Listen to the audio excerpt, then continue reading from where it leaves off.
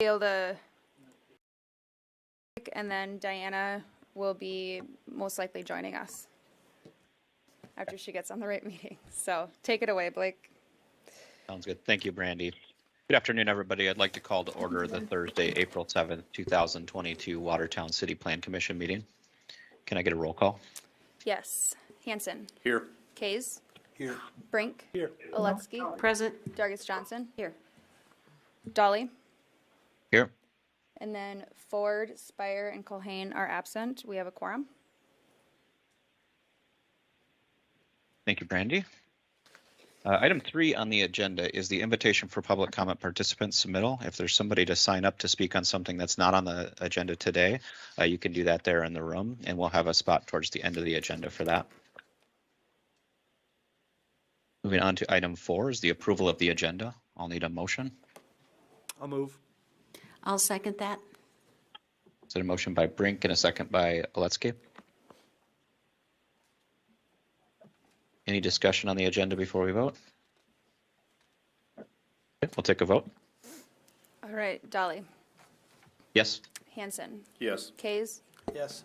Brink. Yes. Oletsky. Yes. Dargis Johnson. Yes. Motion carries. The agenda is approved.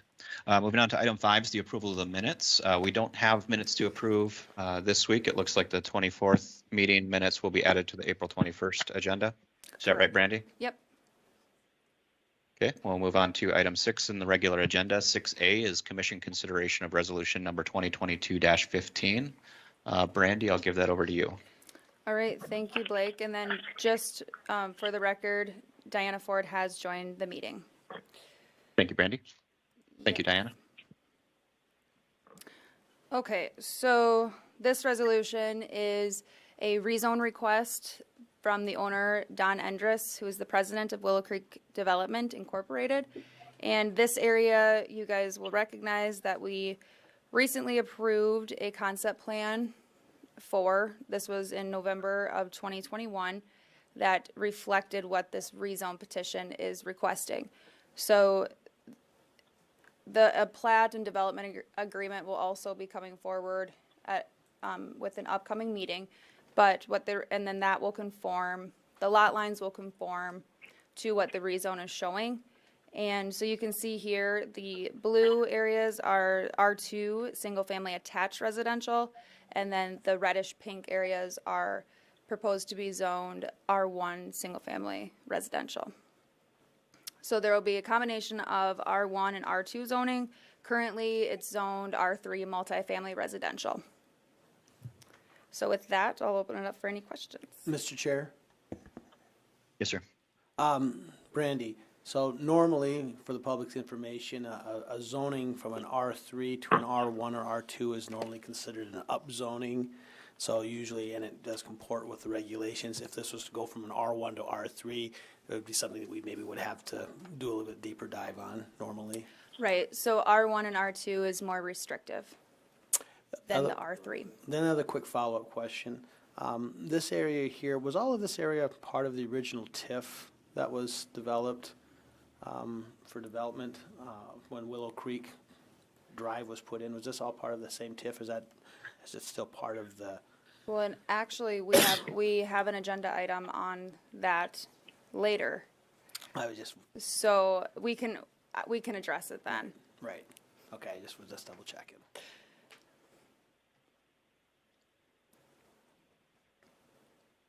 We do have a public hearing on this. I'll go ahead and open the public hearing at this time.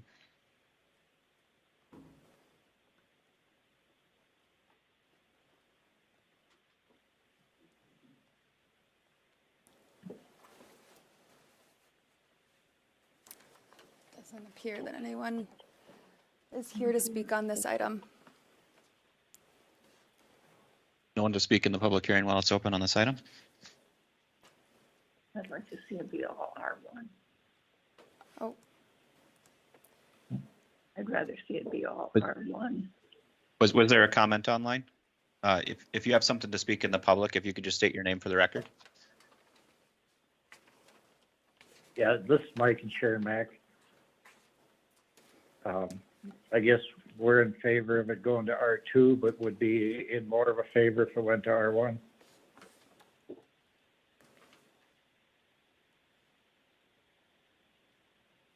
Appreciate your comments on that. Is there anybody else to speak in the public?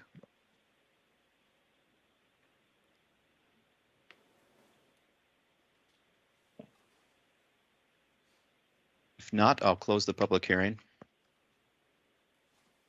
And I think just to reiterate the point that Mr. Kays, you had brought up, the land is currently zoned as R3, and so they are stepping down. Typically, that's more of a procedural thing, right? When they're going from a more restrictive to a less restrictive. So, while I do see the neighborhood there may prefer an R1, and R2 is certainly more restrictive than the existing R3 that they've got it zoned. I'll make a motion to approve the rezoning. A motion by Brink, I'll second. a second. Any additional discussion on this item? If not, we'll take a roll call vote.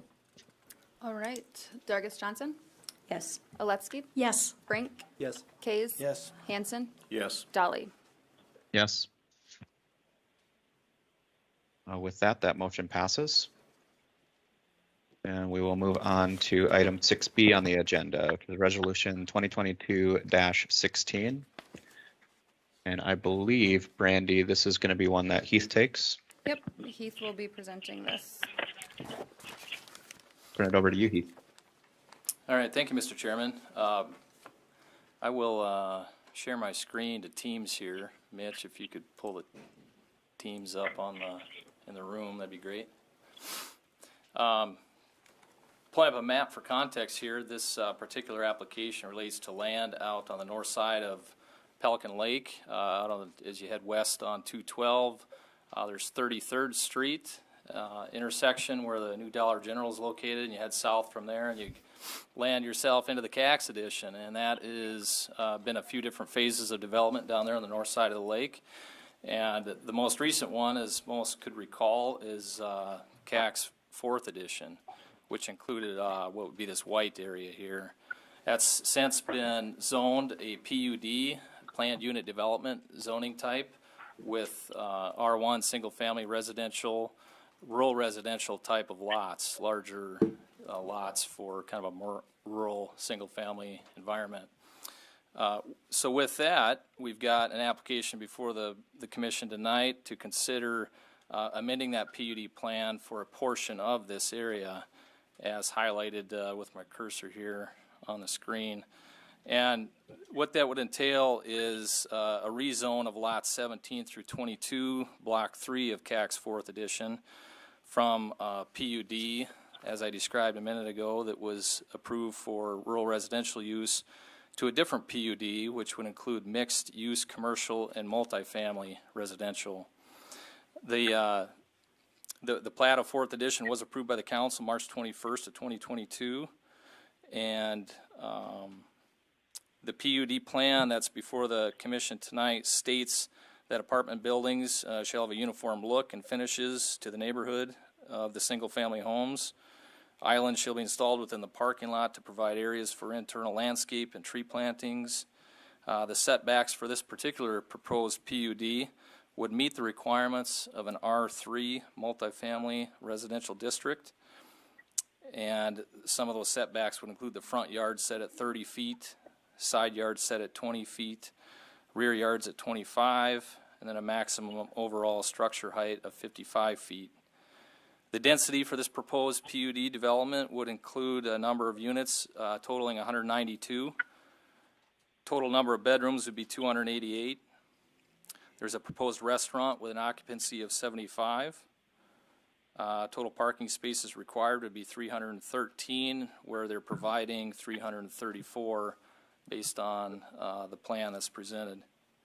The PUD will meet minimum parking requirements for multifamily dwelling units and for the restaurant being proposed.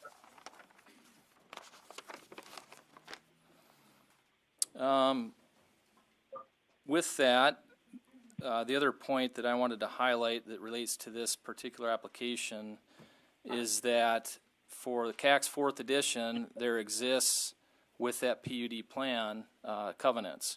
Those covenants do limit the use of this platted area to single-family residential. what staff would recommend if the board were to consider approval of this modified PUD tonight, that we would require the developers to amend those covenants to allow for the proposed use, because currently the covenants that are in the works of being filed would not allow for this use. So that is just one stipulation that we wanted to note to the board, so that that was considered tonight. If this were approved, they would have to amend their covenants for CAC's fourth edition. Mr. Chair, Yes, Mr. Case. let's have the conversation on this part right here. So presently, does Mr. Horning currently own all of the land that's in the most recent edition? So We believe so, yes. Yes. I think that would be the most appropriate thing, that we do that. If there were other already owners in that property that purchased that property based upon the presumption that it would only be single-family residential development, I think then it would be a little bit more difficult to put that onus on them. Okay, now my question is on the covenants. So the covenants, the people that bought the lots with KK, they have their homes there and stuff, they'll be null and void and new ones will be coming in? No, so let me explain the covenants as clearly as I can try to anyway, where everybody has an understanding. So the prior phases of the CAC subdivision over here, they're zoned R1, R2, R3. Those have their own covenants for those phases. They're filed with those plats. And in those first, second, third editions all fall within this area. Those covenants apply to all those properties within the first, second, third editions of the CAC subdivision. When CAC's fourth edition came out, it had its own set of covenants that read very similarly to the previous phases. Mr. Chair, Yes, Mr. Case. question for the city attorney. Matt, and or staff, normally the city does not get engaged with the enforcement of private covenants on property under most zoning circumstances. That's a civil matter between buyer and seller and the people that live there. However, when covenants are introduced as part of a PUD, that's where we have a little bit more oversight. Yeah, Mr. Chair. Yes. Yeah, that's correct. So typically covenants are private contracts between landowners. And the PUD it just becomes a little bit more nuanced, because our ordinance does call for applicants to provide us covenants if they exist when they apply for a PUD. In this case, that's what occurred, and so because we're aware, as part of that approval of the PUD, aware of those covenants and aware that this potential use would not be consistent with those covenants as they currently exist, then that's where our purview comes in. And Mr. Chair, one final question. Yes, Mr. Case. For staff. So when we're saying this is a rezone, are we creating a new PUD like PUD 3 or PUD 4, or is this just an amendment to the original PUD? I would see it as either of those, Commissioner Kays. I think you could use those examples interchangeably. I view this more as an amended PUD because it's, but you could look at it as a rezone. I've seen it done in different PUD places. two, you know. And I've seen like in Sioux Falls, they actually PUD 1 through 37 or whatever. And I know we've only done PUDs a little bit, so it's a little bit green for us, and we haven't done one for a while. So I was just curious how the staff viewed that. As far as the processing and the technicalities on the backside, if this were approved, it would get processed and essentially replace the former PUD that for these six, I think it's 6 lots that occurred recently. And with that, Mr. Chairman, the adjacent zoning districts are summarized in the case summary for the board. They include R1 single-family residential to the east and to the north. Of course, the PUD rural residential that we've talked a little bit about here already to the west and to the north. And then you have Lake Pelican located directly south, of course. There are portions of the property that are within the 100-year floodplain. Any development on the properties would have to follow the floodplain regulations that the city administers. And there are also known wetlands that are would have to follow the Corps of Engineers, the South Dakota DANR, and Game Fish and Parks checkoffs for any work in those wetland areas. That would come at a later date as well, and those permits would be required to be obtained before the development could commence with building permits and such. Mr. Chair, Mr. Case? I lied. I have a couple more questions. Heath, as far as the increased amount of impervious surfaces that was not a part of the initial PUD, there will be the need for more retention, detention on that property from waters leaving that and going to the lake. I've had some people call and ask about that question, that there won't be any more runoff, or the runoff would be less, and if the runoff that comes off from the impervious surfaces will be contained per city standards. Correct. Any detention pond requirements that would be triggered for the mist development would be carried out at the time of the improvement review process would occur. Do we know where that would be located on the current plan? I'll ask our senior planner, Brandy Hunt, to pull that diagram up if she could, please, on the screen.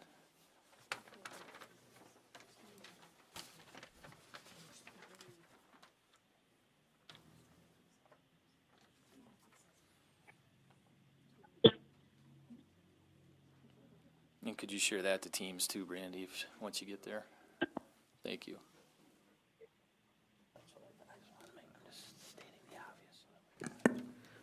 Will the proposed marina be part of the detention pond also? No, that would not.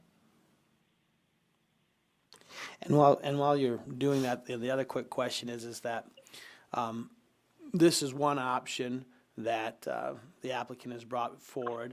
If the applicant wanted to do something different, they could have always come back and asked to rezone it to lake commercial, which is another option within our current code, but that lake commercial would provide many more uses that would be eligible. By doing it as a PUD, they kind of lock themselves into this restaurant use. If they want to do something different than a restaurant that's commercially nature, they'd actually have to come back and say, we want to do a barber shop. Is that how you interpret the PUD? That they're locked into the specific use that they're asking for at the time of the PUD, the commercial use?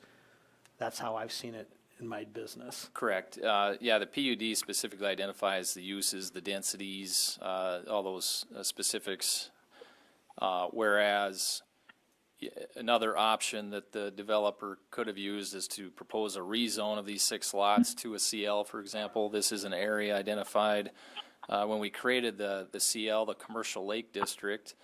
We, of course, had properties near and around both Lake Compescu and Lake Pelican that were identified as potential locations for CL zoning. Of course, that would be just like any other zoning district. Once that zone is approved, all the allowable uses in that zone could then be free game for use on that land. So this is much more restrictive as far as the types of commercial use on this property going this process as opposed to the CL. Yeah, correct. The uses would be as identified in the PUD plan. Would this site meet the requirements we have laid forth in the CL district?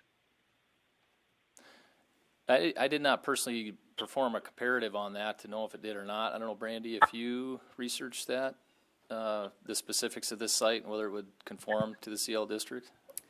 I believe that they did look into that, and the 50% lot coverage was problematic, but not, I think there was like 53-50, or 53%, but we could ask the applicant on that. And then the other quick thing with those CL requirements, if you were to apply them in this situation, there's the separation to residential lots, and there would be plenty of green space as proposed here that would meet that requirement.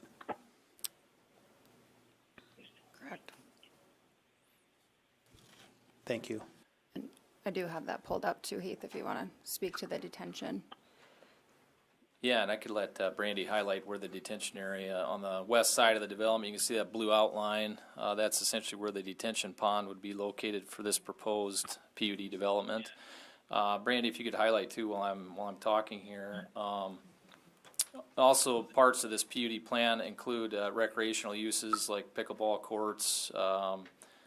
There's the far, what I'd call the southeast corner of this PUD is proposed to be a public boat launch area that would be anticipated to be taken over by the city of Watertown for public's use. Of course, the parking lot is as seen, as shown, that meets the requirements for parking for this the proposed uses. And then any other details of the PUD plan I'm forgetting, Brandy, that should be touched on? Other than the marina? Of course, yes. The central part of the PUD plan area there shows a marina being constructed. That particular area is a designated wetland, which a marina and that type of use is it could be deemed acceptable and approvable. Of course, like I mentioned before, they would have to go through the appropriate Corps of Engineers and South Dakota Department checkoffs before that were to happen. I'm sorry, a lot of questions. It's something new and different.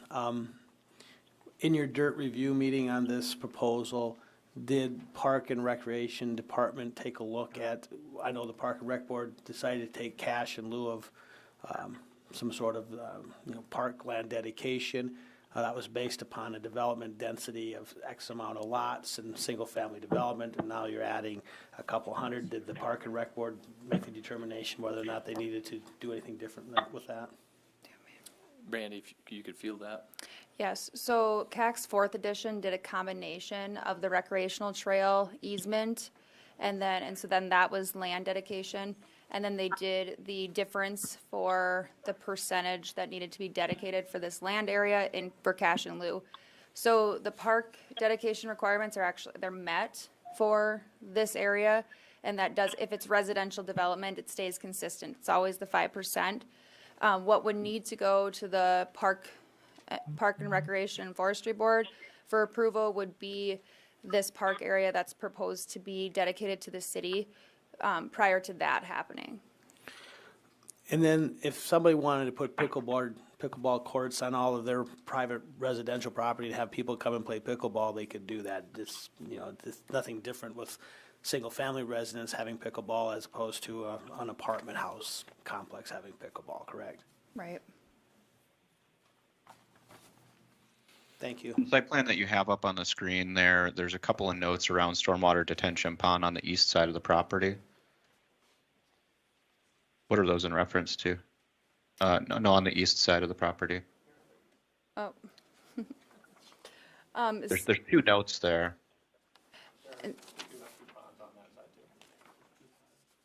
So, assuming that if there means that there's more impervious surface, that then they would need additional storage space.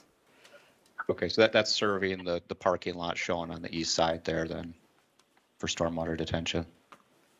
Correct. That's what that would appear to be.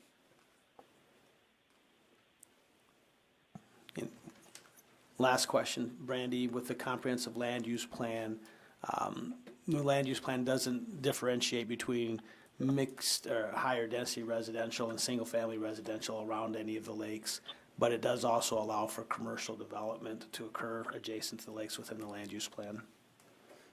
Yes, Heath, do you want to expand on that one, or are you good with? Yeah, that would be a fair or accurate summary, I guess, from my position, Commissioner Case.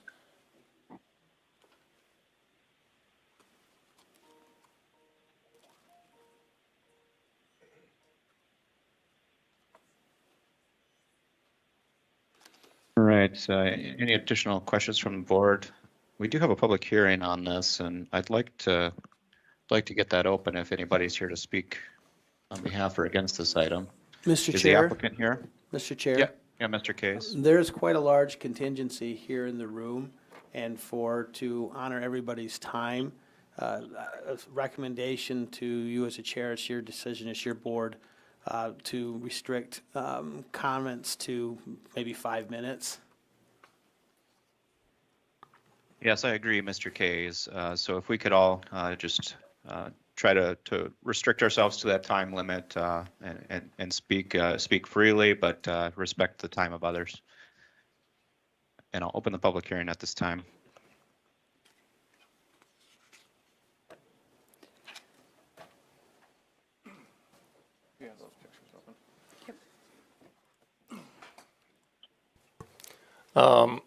Excuse me. Mike Lawrence, I'm working with a group of investors on this project. We obviously there's contention. This room reminds me of the first Stony Point meetings that I attended. We are trying here to utilize Lake Pelican. I saw the plat. I actually encouraged Mr. Horning to continue with his platting and getting it through in case this didn't go through. We've had this in the works before. He actually was approved by the council, but did not want to hold him up if something like this didn't get through. It's a big project, and we understand that. With Stony Point, I'm finding out that there's a lot of people that don't make that income level. There's a barrier of entrance for people to get into those units. We're finding a lot of people that want to retire here that want to come to Watertown, but $700,000 to get in something like that is not in their ballpark. That's where we started coming up with this idea. Stony Point has been extremely successful for us. It was a long journey to get through, but there was people at that first meeting that were against Stony Point that are going to be living in the building. It turned out to be an amazing project for us. If you look at this site plan, we did as much as we could to try to bring the development into the middle of the lot. My setbacks, if you look at the setbacks on this thing, this is the setback of the lot. I have to be 30 feet from, if it went to CL even. So if you take a look at that, I moved everything to the center, put some activities in the middle. It is a higher end building. We will have an indoor pool as well as an indoor workout station. That restaurant's 1,500 square feet. It's about the size of my garage. I do have a big garage, however, but it's not like I can put the amount of people in there as a North Shore would, have, or Harry's. I mean, I look at it as more of a neighborhood commercial type of place. The marina is going to be leased slips, so it's not just for the people that live in the. We actually don't believe that a lot of people that are in the apartments will have boats. So we will be looking at the neighborhood around that it's an amenity. We look at Watertown, and the thing that differentiates us from other communities are our lakes. And when we want to bring people here and we want to create things, this is another check in a box to check off. So I appreciate your time. If you have any questions, which I'm sure you do, I'm happy to hear any. Okay, I got one question. On the marina, you were saying, has anybody talked to Game Fish and Parks and DNR or anything? Yes. Yet? Yeah, What did they say? we've had those initial discussions. We do have to work with them to get that in there, but it is possible. Otherwise, I wouldn't have done it. It's the same thing that we went through with Stony Point. Yeah. I just wanted to, make sure that it's going to meet all the guidelines. You're not going to come back in like 6 months and say, we need to do this. We have to change the zoning again. No, I just don't want zoning to see wouldn't- that happen again. No, I appreciate that. No, we would not have to come back and change the zoning on this. If it didn't go through, it would stay as a wetland, but we're pretty confident that we can make that happen. How many slips, Mike? There's going to be 30 to 40 slips. It's about a little less than half the size of Stony Point's. Mike, I assume that you'll have a cabana boy, right? No. You're going to have someone cleaning the beach, I assume? Yeah. Yep. Yeah. I mean, this is, like I said, this isn't. They're expensive. They're expensive apartments. So you'll have a handyman on site? Correct. Your yep. own private? You won't be like hiring that to just another lawnmower service? Do you think that you'll have on-site we won't maintenance? do the lawn care. Somebody will pay for somebody to do the lawn care. We do plan to have it all sprinklered. We want the landscaping to be upkept. I mean, this is, like I said, when people are paying the money that we're having to get these, the amount of rents that we need to support the pool, to support, you know, there is a golf simulator in there as well, and the workout facility. I mean, it doesn't make sense not to keep it up. Right, so you'll have your own maintenance Correct. person who will be Correct. making sure Yep. the outside grounds stay. 100%. Okay, thank you. Mr. Lawrence, in regards to my question around the commercial lake district, what was the reasoning on going the route you did versus the CL district? And did you do that analysis of the fit of the site plan versus the CL? We did. And the difference is 3%. But that's taking into account the marina. If I leave that as a wetland, it counts as impervious open space. If I dig it out, it's no longer my land. So when you dig a marina, you lose that percentage.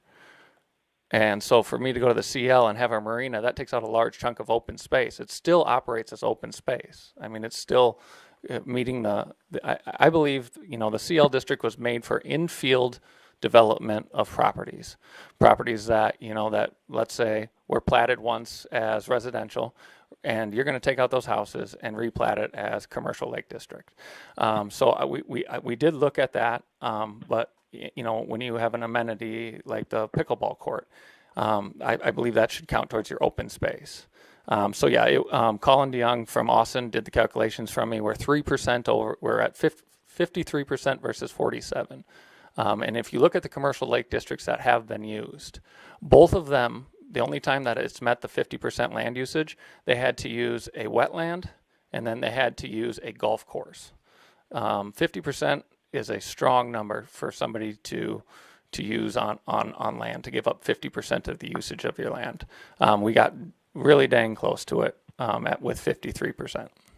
So you're calling the marina as part of your green space, your open space? Correct, because right now it's... Even though right now it's water? And No, it right now it's shouldn't not be water. developed, yeah. Yeah, right now it's not water. But there is no requirement that you have to have 53 or 47% being a PUD. Yep. And for that 3%, I guess if you want one way to look at it is, if I did come with this for CL, I don't have to show you my plan. I come in, I rezone it, and I can put a campground on this land. I can put storage sheds on this land. This is a locked-in plan. This is what you're seeing here is what you're going to be getting. Whereas a CL, if you come in, there's a danger of doing just about any of those 8 items that you can put in there. And if you look at the original zoning of CACs, there's R3 in CACs. You know, and so somebody could have built this exact same thing in CACs, the first edition. It's not like I'm reinventing something here. The only difference is the 1,500 square foot restaurant. It seats 70 people. It's the same size as Stony Point's, and a lot of you have been out there. It's not a big restaurant.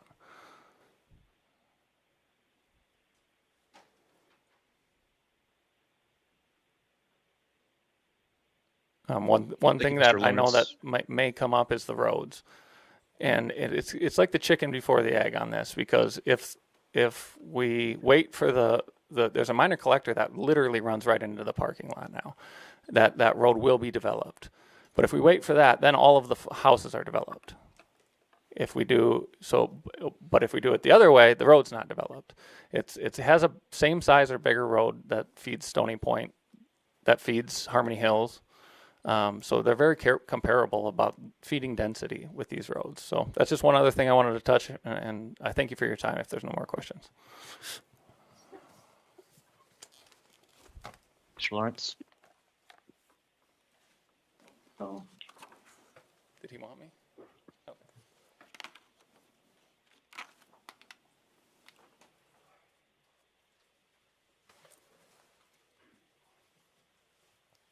Hi, Bill and Jeanette Towle. We own lot 44, if you want to put your cursor on that. When did this get decided? The 21st of March that you approved this? Or what happened on the 21st of March? Because we just got the letter like 3 or 4 days ago. Mr. Chairman, if I may, would you like me to address that? Yes, Mr. Van Nuy. So at the 21st of March, that's when the plat that was recently approved went through the formalities of being approved by the Planning Commission and the City Council. So as of March 21st, there's a plat now that exists for these rural residential lots. That's what was approved on March 21st. So, Randy, is that accurate? That's accurate. And then just to expand on the letter that's sent when there's a public hearing to the adjacent landowners within 250 feet, that was sent on March 29th. So that's 5 days in advance of the meeting. okay, so in 9 days, we're planning to start building our home on Lot 44. And it's really a kick in the gut to get this news this late after we've already started, everything is planned and drawn out and purchased, and the contractor's been given money. We were looking forward to retiring and having a nice, peaceful, quiet place to retire. We've lived in that area for 22 and 25 years, respectively. We love Lake Pelican, and we don't want to live one house away from a boat dock and a whole bunch of people that are drinking and carousing till 2 a.m. or whatever. I mean, I'm not for it. And as far as the road, when there was construction going on before, I live right off on the other, in the county side of off 33rd Street. The road was so broken up with their construction that I literally had to drive my Cadillac car through over top of rocks that were sticking out that far. I totally bottomed out the car. We had to junk it and get a different car. I didn't sue Horning or whoever it was. I didn't sue anybody. We're not for it. Thank you. Mr. Chair, Mr. Case? Brandy, is Lot 44 part of CAX 4, or is that part of CAX 1, 2, or 3? That would be a part of, well, it's the first phase. First phase. Yep, so it is not a part of CAC's 4th edition.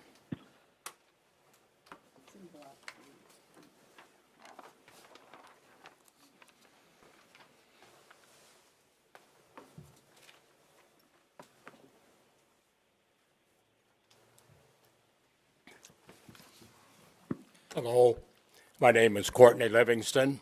I've been a resident out of Lake Pelican for 31 years. I am a delegate with the Lake Pelican Preservation Society, which is the society that the landowners around the lake belong to, as we've worked for many years to stabilize this lake, get shoreline development done, and riprapping as we try to improve the quality of the lake. One of the things that came to mind here as we look at what's being proposed, number one, what study, what effect is this going to have on the quality of the water in our lake? With all of this extra development, land, lawn care, that puts fertilizer on that. Very few people are using phosphorus-less fertilizer. If that works its way in the lake, that creates a problem with the quality of the water and the quality of the lake. We have a concern with that. That wetlands area that was in there was to catch the junk that came off. Now, when we see a marina being built, where is the effluent from the land going to go if it doesn't go into the marina? And of course, the marina has a channel into the lake. We have a real concern, and we haven't heard of anything being talked about that has been somewhat handled in there. There's going to be a fair amount of, what is going to happen with the shoreline stabilization. We saw what they did at Stony Point. They kind of destroyed a bunch of the property or the land there as they tore it down, cut it down, and changed it from what it's been for all its life. And so we have a concern here what the developers are going to do as they proceed with this particular request and with their plan that they're going to have in here. As the other speaker said, with all of this extra going in there, how is that, I'm going to come back to, affect the quality of the lake? That's kind of a main concern that I have got, and I think a lot of the other landowners that are here tonight to listen to find out about this, you know, we found out about this basically a couple of days ago, that this was going to go on. That's my concern. Any questions from anyone they have of me? Thank you, Mr. Livingston. Thank you for your time. Mr. Von Eye, just in reference to one of the points that Mr. Livingston brought up in terms of the water quality and the detention coming into the existing wetlands there, that's solely in the jurisdiction of the DNR and the GFP, correct? In terms of what can and cannot be done to the existing wetland? Yes, as far as work in the wetland, you're exactly right. That's in the jurisdiction of the Corps of Engineers and the South Dakota DNR and the South Dakota Game Fish and Parks. What's in the city's jurisdiction is, our stormwater phase 2 requirements, where any increase in impervious area is required to detain the runoff on both from a water quality and a water quantity standpoint. And so, again, at the time of development, we would review the technical specifics of these detention ponds being proposed to make sure that they meet the city's water quality standpoints from our stormwater phase 2 requirements. Mr. Chair, Yes, Mr. Case. a follow-up question for Heath. So basically, with the new roofs and parking lots, the water will land on it. It won't go straight to the ground. It's impervious. It will be guided to these ponds, and the ponds would not have, nothing would be released from these ponds. That would all be taken care of aerobically then, or how does that work? So detention ponds do have a release component to them. They have an outlet structure that are designed to hold water back at certain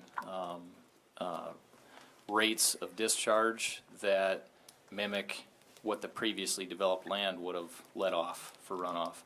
And so those outlet structures help regulate the volume of water that runs off the site, but then also within those detention ponds are water quality measures that are implemented to help filtrate some of the water that runs off the rooftops and the parking lots. Thank you. Heath. Yes. Wait, I got cut off was saying thank you, Heath. Oh, thank you, Chairman.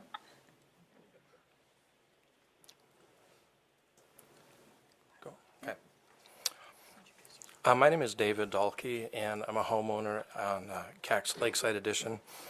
I just first wanted to start by expressing gratitude, actually, for Stephen Horning, because over a decade ago, he had the vision to develop this section of land into a beautiful development for single-family homes. I think you did a very good thing, and I commend you for sticking to your plan. And as we talked about the March 21st approval of the development of the 4th edition, it says the PUD is utilized to incorporate single-family homes in a rural setting. This is a really good thing, and everyone would agree who's a part of the association that it was the right thing to do. I mean, we really love it there, love being a part of that neighborhood.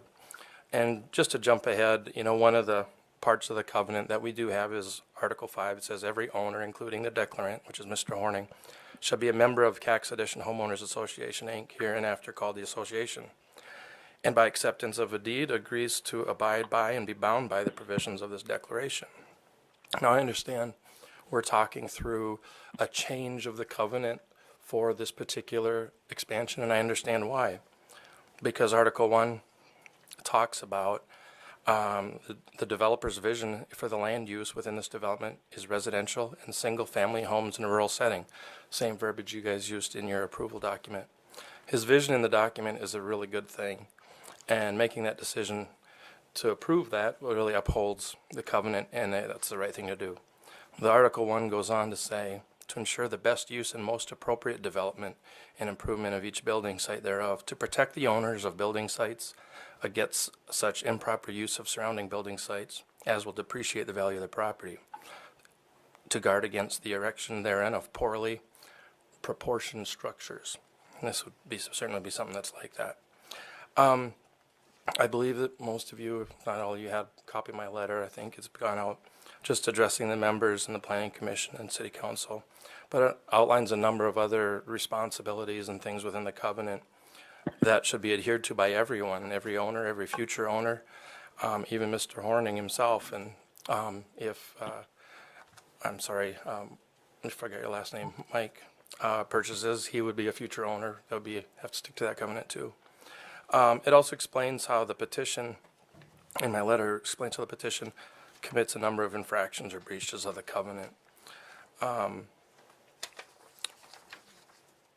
Mr. Horning, he had authored this covenant, and he claims in multiple places that that's his vision for 12 years, even up till 17 days ago when he approved it. He said that's his vision for this development. So here's a few of the major violations on the existing covenant. Land use with this development is residential with single-family homes in a rural setting. High density is not single-family. Article 3, Section 2, the property is hereby restricted to residential use only, and in no manner may be used for any commercial purposes. The restaurant breaches that restriction. Article 3, Section 2, shall not involve continual visits by walk-in customers or the general public, and minimal additional vehicular traffic. The public lake access breaches the limitation for general public use and additional vehicular traffic. Article 3, Section 13, on renting. No portion of the premises other than the entire lot may be rented or leased, and then only to a single family. So the complex of 192 affordable apartments is what it was called in there, is in direct violation of that as well. So I understand the reason to try and write a new covenant with new zoning stuff. I would say that even with a new covenant for this section, which is just on the border of all the other development, if this covenant still stands, and according to the duration of the covenant, it stands for 30 years, unless all the members, 2/3 of the members vote and decide that we can change the covenant of ours, is we're still violating Article 3, Section 2, which is the additional vehicular traffic and the general public access. We know that anyone can drive through any neighborhood at any time, and this is encouraging public access to have a boat ramp right next door to one of the lots that's in the other section of the covenant. According to the existing covenant, even the intent to sell, because we're talking about future ones, it's like you can't sell with to someone that you know that the development is going to be for something that violates the covenants that are in existence. That's a breach of the agreement, and that's talking about the rights for the to approve the design of each of the structures that are getting built in. The primary purpose of the petition today is to breach the covenant that every association member and Mr. Horning has agreed to adhere and enforce. And I think I mentioned it earlier, just that every owner is a part of this association.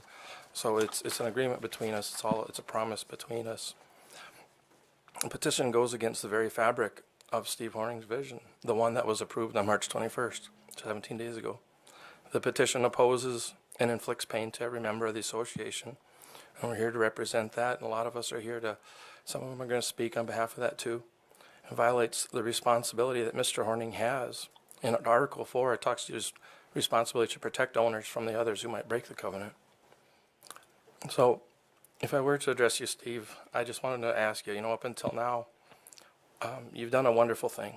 And I simply ask you to continue to do what you promised to do, to uphold the vision that you protected and enforced for over a decade. You wrote the covenant that all of us are bound to, including you. I ask you to please stick to the plan and withdraw your petition. Your plan that was approved 17 days ago is a really good plan. It's the right plan. Even when I got the email February 16th, 2017. It says, hey, look over the covenants, and we can talk about an offer, or we can talk about the covenants. It's kind of part of the deal, you know. This is what I expect out of it. And we knew your plans, and we were excited for them, thought it would be the perfect place for it. Because how great this neighborhood is, your lots are selling like crazy. I mean, they're great. They're great locations, and the design that was approved on the 21st is a beautiful design. Big, nice rural lots. I think they're going to sell like crazy. I just don't think there's going to be any hesitation. Other buyers are going to take those 6 lots and build beautiful homes. And I believe you have nothing to lose by sticking to the original plan and vision. In fact, you know, a complex like this, all of us who've moved out there wanted to be in a single-family development because that's what was promised to us. And now the lots that are adjacent to this development that you're looking at allowing to be built there is going to prohibit people from buying the neighboring lots, because people who want to get out and have a rural setting don't sit there and go, let me find this big complex to be right next to and have all this additional traffic. I know that there's a thought that there's going to be another access going out to 42nd Street, saying, oh, well, there'll be another access, or in the long future to actually go up 38th Street and hit 212. The reality of it is no one's going to drive 2 miles out of their way to get into town. So if anyone's going west, sure, they'll pass by and they'll go to the west and they'll avoid the neighborhood that currently exists. But if they're going into town, going to work, going shopping, taking their kids to school, or doing anything, they're coming out to the east and they're shooting straight up North Pelican Lane, 33rd, and coming out that way. So again, it does violate Article 3, Section 2 that I believe still needs to be upheld, is that the traffic is being increased significantly. 334 parking spots?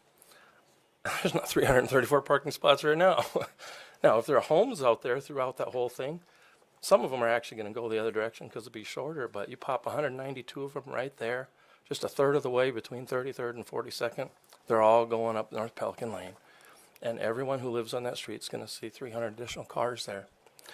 If you guys haven't driven by there right now, I encourage you to. You'll probably find a bunch of little girls driving little bikes and cars and stuff, people walking their dogs. Add 300 cars to that traffic, plus commercial property and a boat ramp. You guys all know what it looks like. So I simply ask for every member here just to consider the moral obligation to do what's right in the situation. Can anyone on this planning commission or city council tell me that approving this petition is the right thing to do? If you owned a home and agreed to the covenant terms with Mr. Horning, do you believe that there is a moral obligation for him to uphold the agreement? Would you also expect that any future lot owner, such as Mike Lawrence, would be required to abide by the same declaration of covenants as is explicitly spelled out in the covenant that was approved 17 days ago? Yes, it may be rewritten, but I don't think it's going to be written for the rest of us. So if there's an alternative option at some time to have a route that diverts and doesn't go through that neighborhood, maybe we're talking about something different. But right now, I can tell you that's going to be a lot of traffic. Someone already talked about the construction, and I know that part of the development says construction has to use 33rd, can't use 42nd. I understand. We're kind of getting used to it. They build about 5 houses a year. It's going up pretty fast out there. You've seen it. So I imagine there would be a lot of construction traffic. But if there's a road going north and doesn't deviate everybody through the neighborhood, it might be a whole different discussion. But right now, I think there's a breach of the covenant. I just ask you guys to consider this. I thank you for listening. Thank you for your time. And I ask you to make the best decision possible. Thank you. Mr. Chairman, this is Bonnie. I have a question for the firefighter, Adam.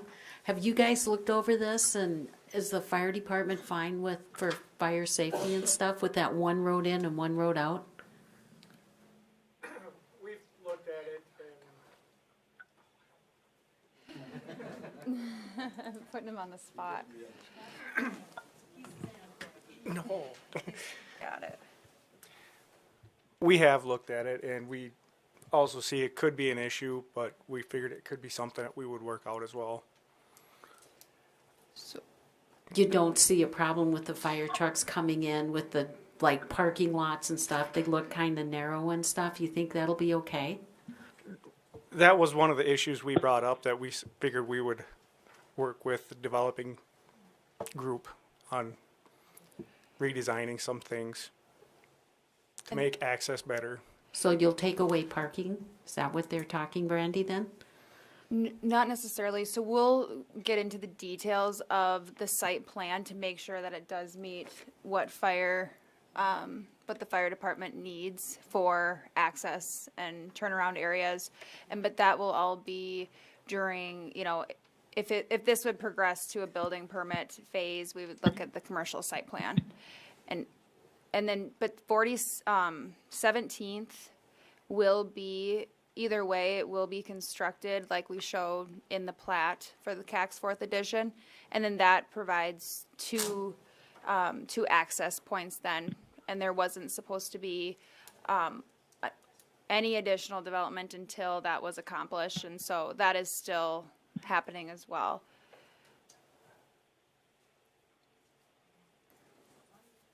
As long as you guys are happy.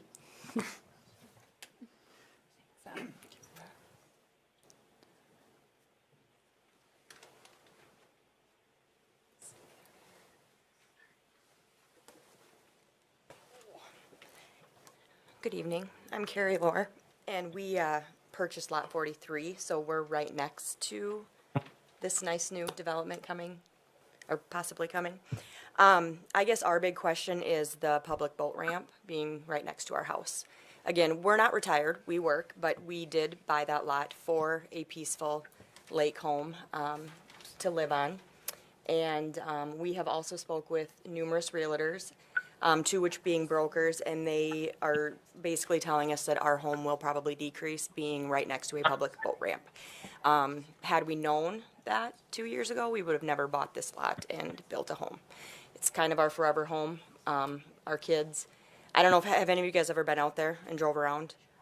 There are kids, dogs, families walking all the time. So yes, with 190 some units coming in, one road in and out, it's going to be a little bit tight and a little scary for some of these kids that it's a quiet neighborhood. They can go ride their bikes, they can ride their, razors, with their dogs, everybody. I mean, every night there's people walking, millions and millions of people walking around. So that's a big concern, I guess, for us, and I guess the boat ramp right next to our home. So if that could go somewhere else, that would be nice. The other thing is they're going to be going right by our house, in and out, in and out, in and out. But yeah, again, we bought it, like Dave said, thinking it was a single-family dwelling place. It is not a Lake Compescu. It's a very, very small lake. So can this lake handle this much traffic? It's like an 8-foot deep lake. I don't know if any of you guys have ever been out there. It's not a sport lake. It's a cruise along small lake. So, but yeah, and then our other question was the fire hazard on the roads. So just with all that, which they got that. And then also, we were kind of told these were affordable. So I guess I'm not sure what the rent and stuff is going to be, if it's going to be, a pool and all that kind of stuff in there. I'm assuming it's not. But yeah, I guess we bought a single dwelling. We're hoping that we would have somebody building a house in a 2-acre lot next to us, not a public boat ramp or a public park with tennis rackets and all that stuff going on. So that's all I would like to say. Thank you, Mr. Lohr. I just had a quick question on the widening of, is that 19th Avenue or 19th Street? State your name again, just so that- Jeanette Towle. Okay. Exactly, is that widening of that street only inside the red that's showing right there? Is that the only place it's going to be widened? Or is it going to be further back toward our lot, 44? Just want to make sure on that. So the street that's already constructed, that will stay the same. Okay.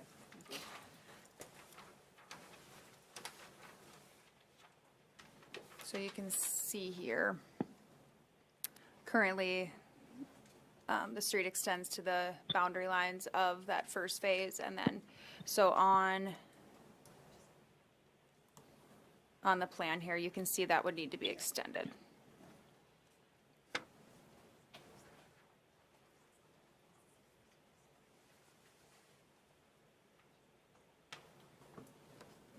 I got a question. Will that boat ramp be right up against the lot line? with lot 43.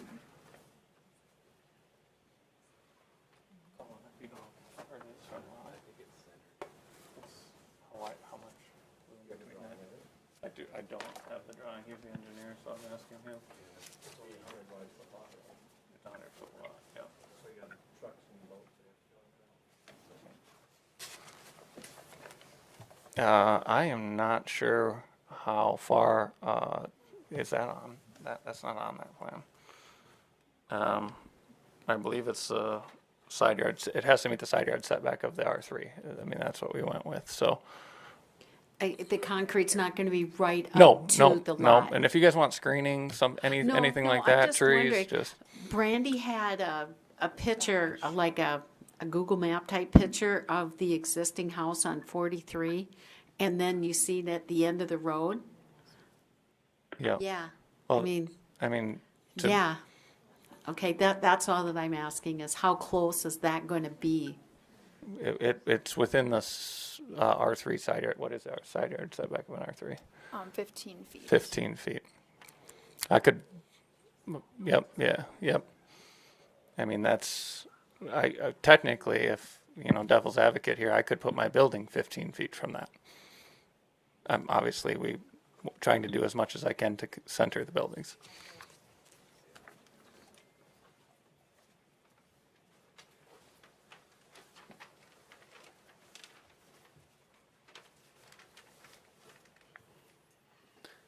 Hello, my name is Lon Maxwell. My wife Colleen and I live on one of the lots along West 36th Street. We are about a half a block from this proposed development. Our address is 1740. We live close enough that we got the official letter in the mail about this proceeding. I'm just going to add to Mr. Dalkey's comments earlier. He was telling about the traffic. This is a huge concern to us. His numbers actually may be understated. He was using 334 as the parking spaces. I'm sure that's a realistic number. If you had full capacity in this residential unit, 300 or more cars is very, very likely, since most people have like 2 vehicles. So you're going to have those cars going and coming. Those folks will also have visitors and guests like all of us do now and then. There's more traffic.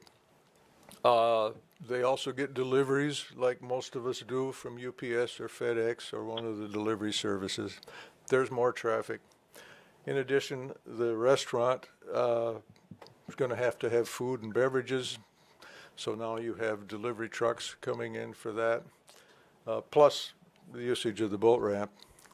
And we've been there about 1.5 years in our home, and before we bought it, had this been underway, or had we had any inkling that it was going to go in, we wouldn't have bought our property. I think the traffic alone, all of it is not going to go down North Pelican Drive. Some of it will find its way up around 36th Street and then out 17th, so they can get up there by the Dollar General to get to the highway. It's going to be harmful to everybody else in the neighborhood with single-family residences. And we were very disappointed to learn about this project. So I hope the council takes that into consideration. Thank you. I have a question from somebody that just texted me. Is this going to be a public access boat ramp or just for the people in this subdivision?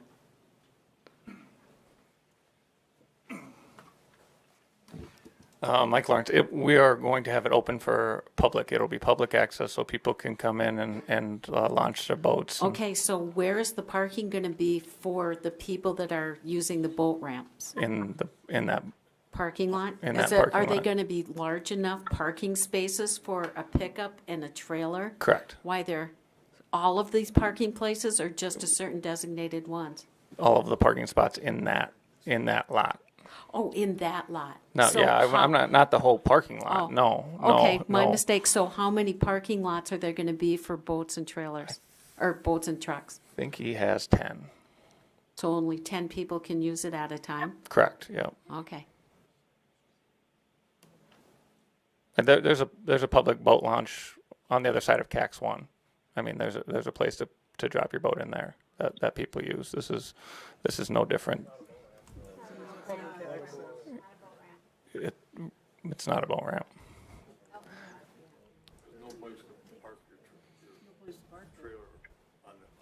There isn't. Okay. Well, there's a public access on that side, I guess, is what. But they're not gonna allow people to park their boats and trailers on the side of the road and stuff either, right? That would be regulated by the city, not by me. Matt, is there rules and regulations for the parking of boat trailers along city streets? Empty trailers, I mean, might as well just get the question answered right now. I mean, I think you could probably park something 24 hours. I'm guessing if I wanted to park my boat trailer there and keep the boat on the water for 24 hours, I could do that. Yes, generally, it's a 24-hour requirement. You can park your car in a space on a street for 24 hours. I'd have to confirm the specific question though, so it won't take. Yeah. What I'm comparing this to is like down at Lake Albert, right off of Highway 81. That's, you know, when Albert's hot, there's people parking up and down Highway 81, and it's just a mess down there. And I don't think that parking lot's much bigger than that. We would be okay if the city regulated no boat parking on the, what is it, North Pelican Lane. We would have no problem with that. Yep. We would have no problem with that. Well, and I think too, what one of the residents referred to is that isn't necessarily the lake that you're, you know, you may go putz around, but it's not the lake for entertaining as much as Compescu is. I mean, I think the boat docking is going to be not as we're all envisioning Jackson Park. You know, I don't think it's ever going to be that busy. Pelican just doesn't pull the people because of the depth of the lake, so it's just not the same lake. But yeah. So I don't ever envision that there'll be traffic up on down the street. But I could be wrong. But like I said, I'll say on the record we're fine with the city putting up no boat parking on those roads. That is not it's something we have an issue. If the parking lot's full, you can't come. Or you have to go to the next boat launch. I mean, we'll have a dock so they can go put in somewhere else and still get there. Thank you.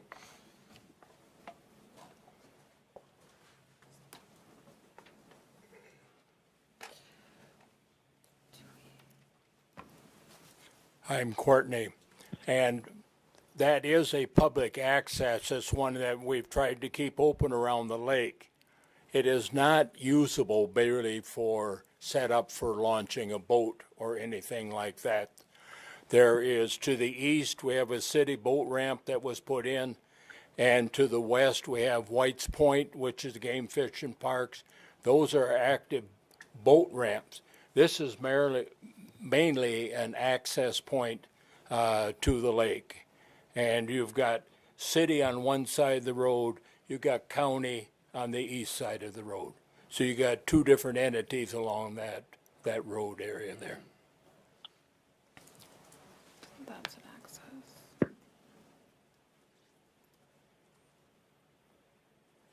The east boat launch there is kind of behind Dakota Butcher, right?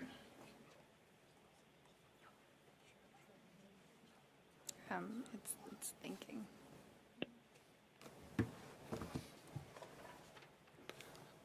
This is Drew Danforth. Talking about roads again. Just have one question. When we're talking about roads, are we including 33rd Avenue going north and south on the east side of the current development? 33rd Street, sorry. In that conversation? Because presently, it's a challenge to get two cars going down the road at a time, head-on traffic.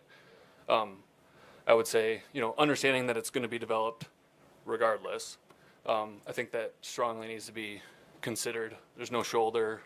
If you're having bike paths, things like that, it's very narrow, and just want to bring it to everyone's attention. Mr. Danforth, when a few weeks ago when the CAC's fourth came in, there was a significant discussion regarding transportation access to both that street and 42nd. And I think we as a board all stipulate or said that we know that that 33rd or 31st, whatever the name of that street is troublesome, but probably won't be further developed until the property to the east of 31st Street starts to develop, that area there, because we kind of missed that boat initially when a lot of this development was starting to happen initially. And yes, I agree, the road needs to be wider, it needs to be built to better city standard, all those things need to happen. But Mr. Horning's development is not responsible for requiring that development to happen on that road at this time. It needs to be, something needs to be done. The city needs to look at it from a long-range planning perspective.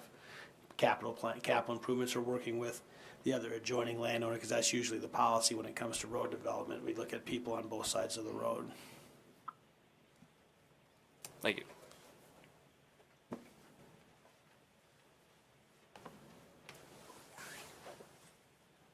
Question. Bill Towle. We just purchased that lot. I've been living in the area about 25 years.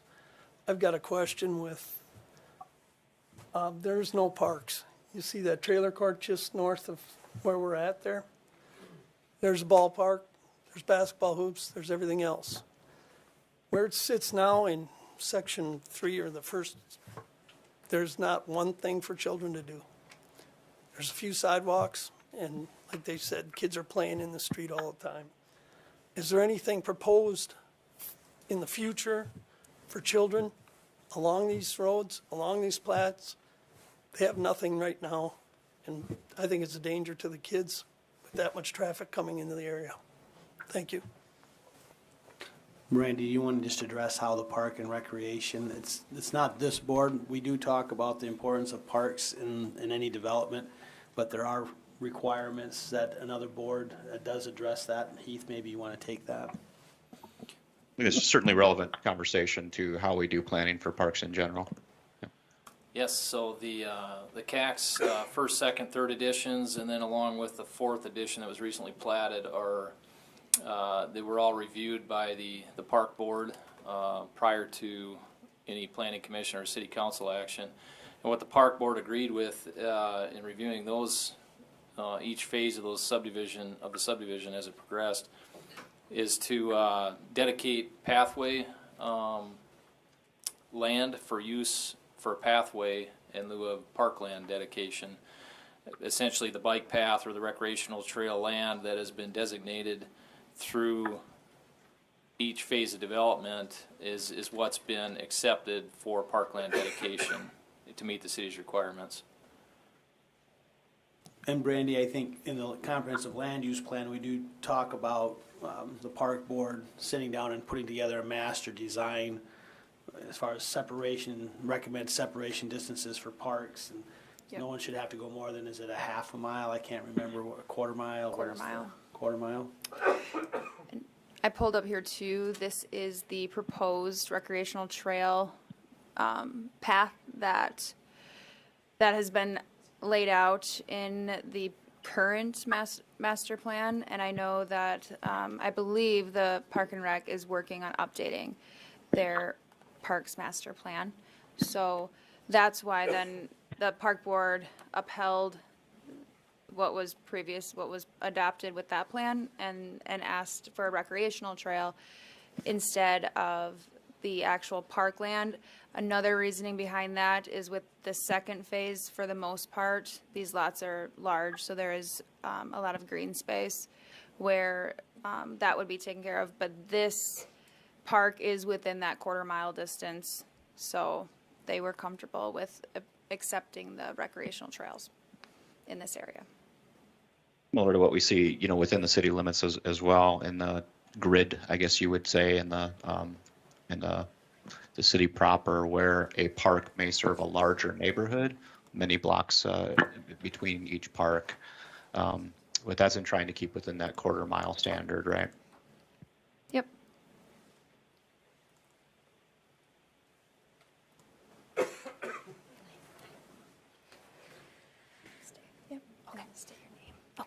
Hi, my name is Kayla Grismer. I live on lot 35, 3431 North Pelican Lane with my husband, Quentin Grismer.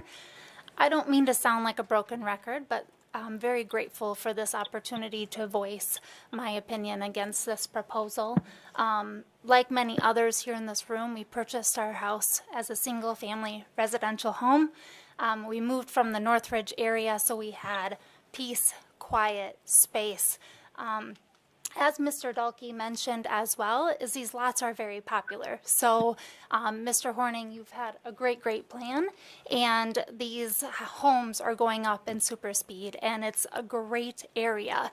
So we just ask Mr. Horning to just please stick to your original plan, as this is really affecting a lot of people around us, as it is a residential area. You speak of dogs walking the street. That's my 2 dogs that are walking the street up and down the neighborhood, and this will have an impact with parking and traffic and the one in and out. So we just ask you to reconsider. Thank you.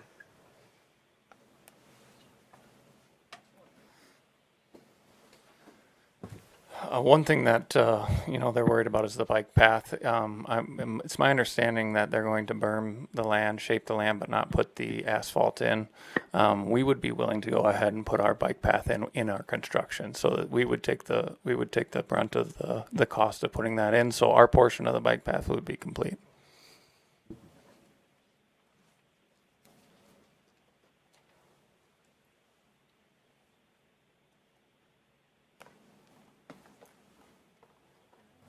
The chair can't see, but is there anybody else that wants to speak? We have one more yet, Blake. Thank you. This is David Dalkey, just coming back, just off with some response on some of the things I've heard. I would challenge the notion that the boat ramp would not be popular during some of the busy weekends, just to the mile. I think it's just about a mile east, the one by the Dakota Butcher you're talking about. I've been there a few times to launch a boat and had to wait. It's so full that you can't get in. So, and there's a lot of more space there. People even using the road in and out of the access there to park their trailers and stuff. So, I'm gonna guess 40 to 50 boats and trailers and stuff. So I would imagine that it would be a popular one, just in case there's any decisions being made on that. I guess secondly, I would just ask too, I don't know what advantage to the development the boat ramp even adds, considering we're talking about an apartment complex, and there's 2 easy access, publicly already maintained boat ramps that are available for the public to use, because certainly nobody who's a resident of the apartment complex could park a boat and trailer in that parking lot, as it appears to me. So they wouldn't be for their use, it would be for anyone outside of the development's use. So if there's alternatives to the proposed development of this, I mentioned earlier its own access to 212 that bypasses the development that currently has an existing covenant that says we shouldn't add any additional traffic or public access, so that is maintained. But secondly, can we omit the boat ramp altogether? I don't know what the buyer, Mike Lawrence, gains by trying to add that. I don't know that the city needs it. If it's only got 8 spots and we're trying to restrict anyone from parking their boats and trailers on the streets to upset the rest of the neighborhood. So I would just ask that that would be a consideration, is to omit that part of the development altogether. Thank you. Is that the last in the room there to speak in the public hearing?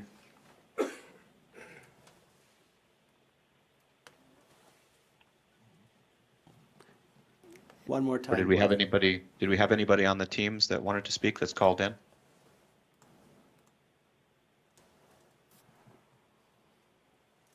Hearing none, we'll close the public hearing then. I do want to just first of all say I appreciate the engagement from everybody on the topic here tonight, and the respectful discourse on this topic that I know I recognize is painful for everybody in the room there. It's never easy to have these conversations, but I appreciate your engagement and respectful discourse. Mr. Chair, Yes, sir. so just for point of clarification, so what we're acting on today is a rezone petition that's in front of us. So our recommendation then would, if approved, would then move forward to the city council. And then if it were to be denied tonight, it could still move forward to the city council if the applicant would wish it to. It would just need a supermajority vote at city council for approval.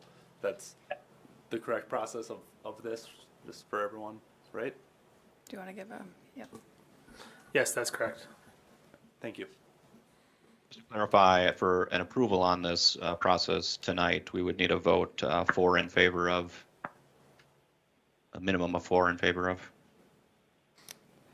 We have 6, so we need, it would be 2/3 for conditional use. Don't we have Diana? We have 7, don't we? We have 7 here. Okay, yes. 4 of the 7 Whether we have members. 6 or 7, we'd still need 4. 4, yep. Yep.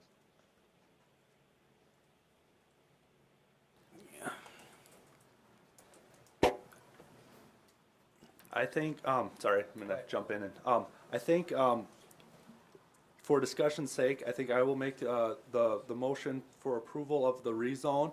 I do think that it needs to be contingent on the, covenants being, rewritten to include this proposal or redone in some way.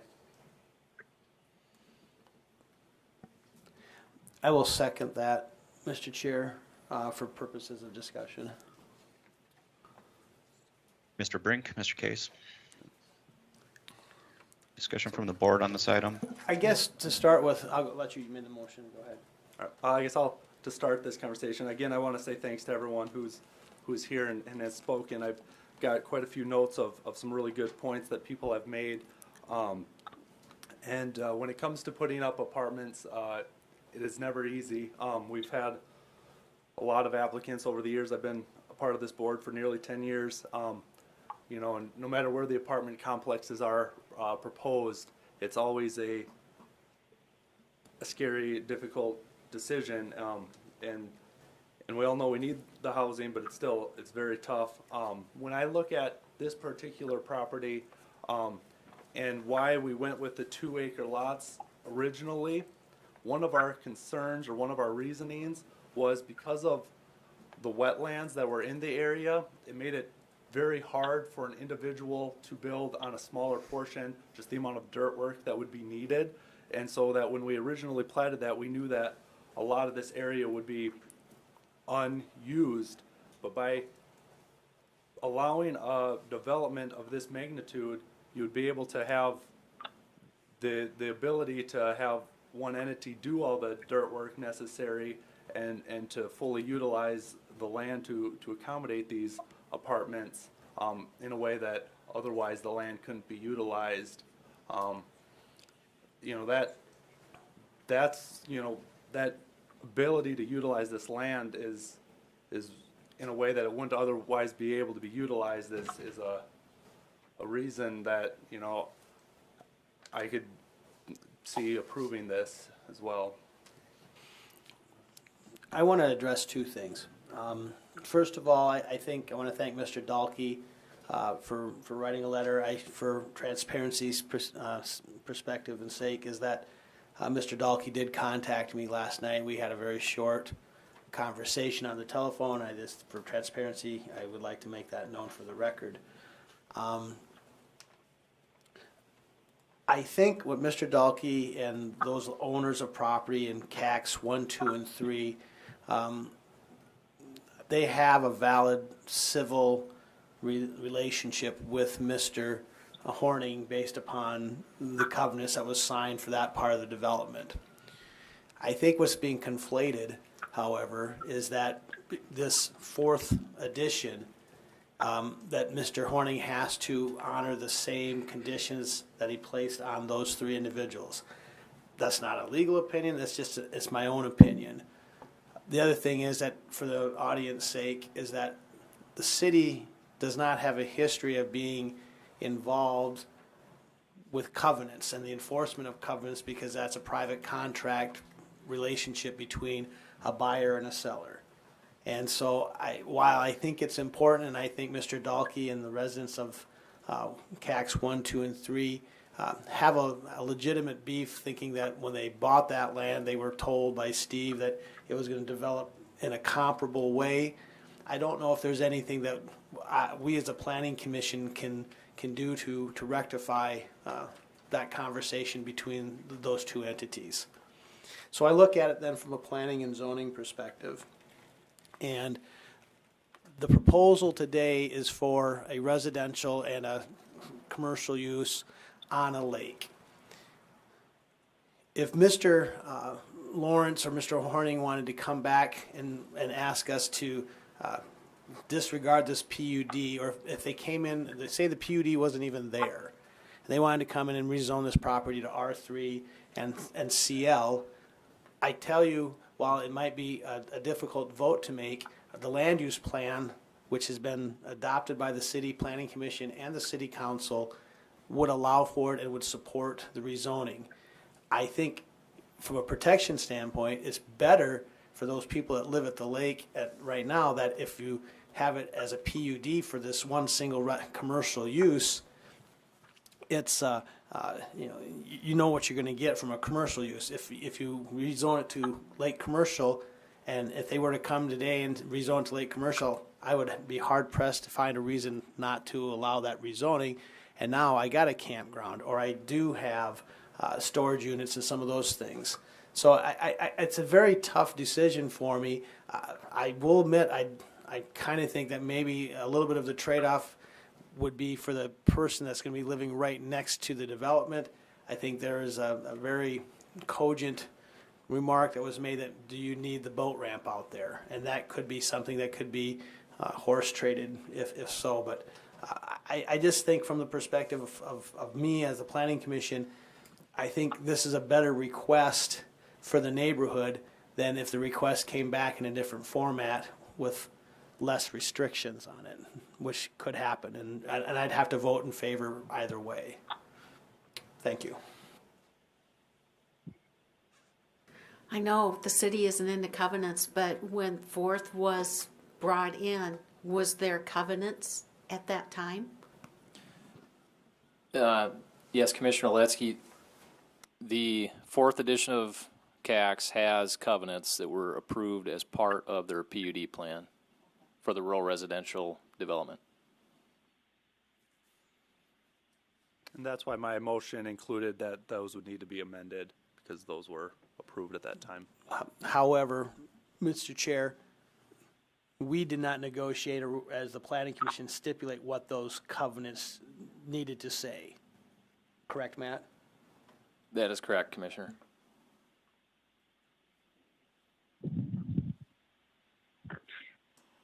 Mr. Chair, this is for. Yes, Diana. I too am struggling with this. I like the question Bonnie just asked. The board certainly has an obligation to look at the overall land use plan for the city. We also have a responsibility to look at the human side of the taxpayers, as far as I'm concerned. And when several of these people purchased their properties, the covenant was in place on KAK4 that kept it in the single residential area. They say they wouldn't have purchased had they known this was in the works. Perhaps it wasn't at that time. There's no really way of knowing when this occurred. But I hear their pain. I hear their pain. And I'm struggling with not listening to that pain. The other aspect that I'm grappling with too is the discussion that we had just a month ago, where we struggled even with the plan that was proposed being rural residential, given the infrastructure inadequacies that we have in this region, and not necessarily immediately adjacent, but with 33rd, and then the limitations on the the township road to the west. We had quite an extensive conversation at that time, and that was in light of it being rural residential proposal. This is Ford again. I recall that conversation, and I agree with you. And I also do have a safety concern. Those are large lots where children can play. This apartment complex is coming in, likely will have children. A bike path probably isn't going to be their best option. I don't know how many children play pickleball. Also, I didn't get a feeling of confidence when we discussed the issue of fire protection. Yes, it was stated that, well, we'll work on that, but I didn't see a definite plan. I don't feel a big comfort level about that particular issue either. I just am struggling with a lot of what's being proposed here.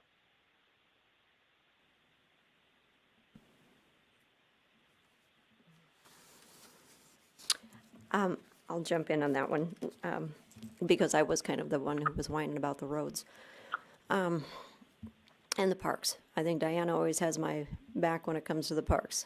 But I also, with that being said, never dreamt something like this would come to Pelican. I see this and I look at this and I say, wow, if we don't pass this now, we're never gonna have the opportunity to have it again. I like the plan, but is it gonna look like that? I hope so. I guess that's what we're holding Mr. Lawrence to. This is his plan.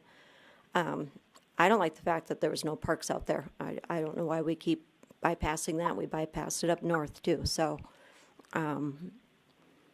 the bike trail is going in. Michael put the trail in. I understand that. Do I want a boat dock next to my home? Probably not. But that is, the lakes are an asset to this town, and we have to all be able to enjoy them to some degree.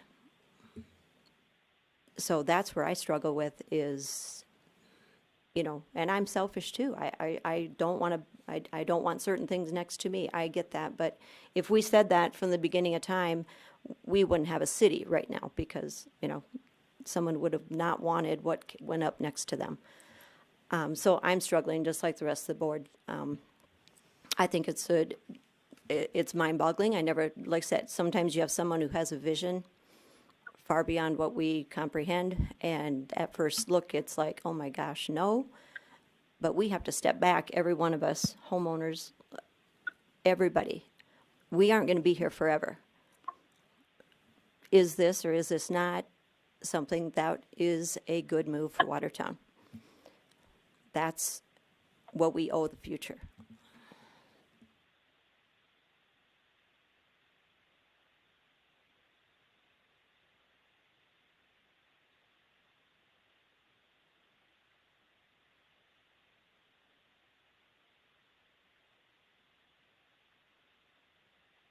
Additional comments from the board members?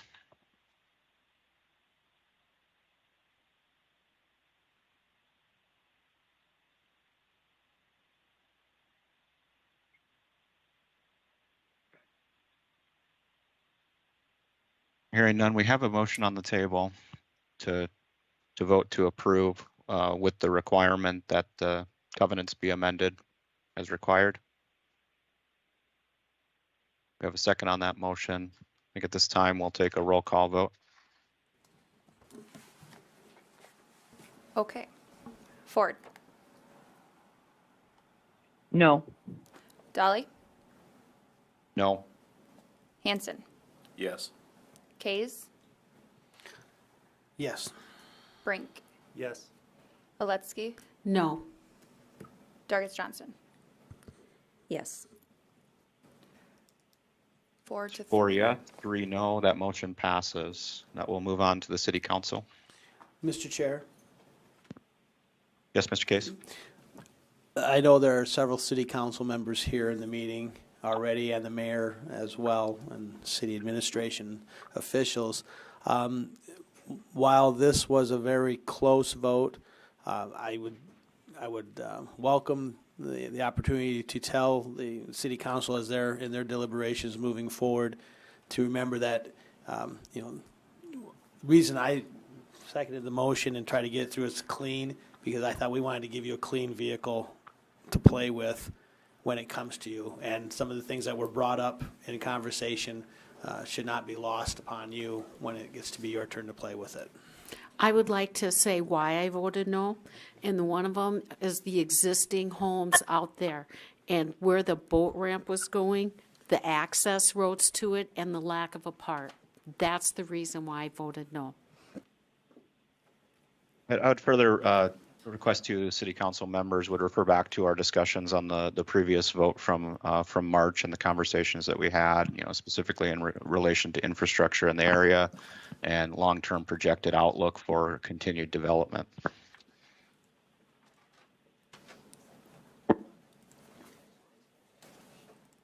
Any additional comments before we move on from the board? All right, we'll move on to the next item on the regular agenda, which is, sorry? Mr. Chair, there is, Mr. Dahlke would like to ask a question. Can it be noted how many tenants of the residential area were in attendance today out of concern? Is it possible to just note that for the record? Did we can note that. Yes, we can note that. And then did everyone sign in? There wasn't a sign in. No. But there's probably 20 residents represented here. How many of those of you in the audience are residents? Let's count the hands. Some left already. Yes. How many left already? Let's start with this. How many are here right now? 1, 2, 3, 4, 5, 6, 7, 8, 9, 10, 11, 12. I'm seeing at least a dozen hands and half a dozen that left already. Would we all agree on that? 18 to 20? Yeah. All right, thank you. Yeah, thank you for that.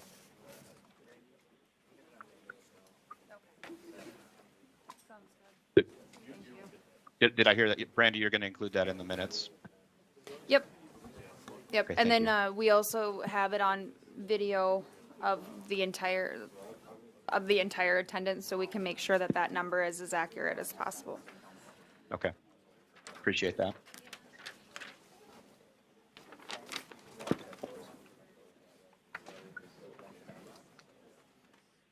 Moving on to the next item on the agenda is the regular agenda item 6C, which is consideration of resolution number 2022-17. Okay, thank you, Blake. Let me get to that. Okay, so this is a rezone petition for the Compescu Dune second subdivision. This is over just north of Golf Course Road and 33rd Street Northwest, so about northwest of the Derby Downs development, and I can pull it up here on the map so you guys have a little better idea. So this this concept plan, and this one's not accurate, so let me turn that off. The concept plan for this area was approved previously on... Brandy, could you share that to Teams, please? Apologies for interruption. No.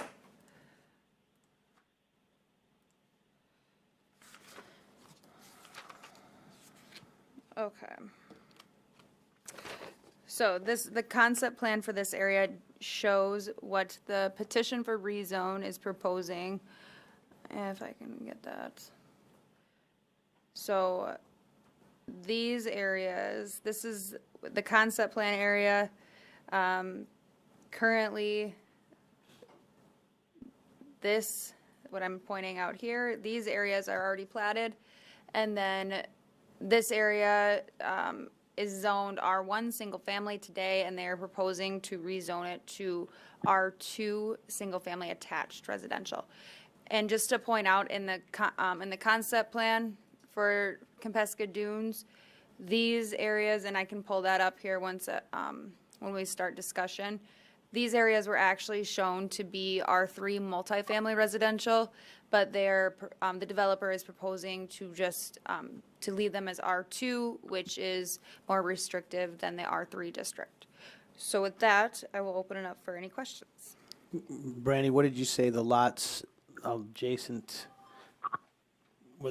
that stuff there in the southwest? The south, that part there, what were those in the preliminary plan, concept plan, proposed to be rezoned to zone to what? These will be R1. They will be R1, and Yep. they were, is that what they were intended to be? Yeah, did I include? I missed that.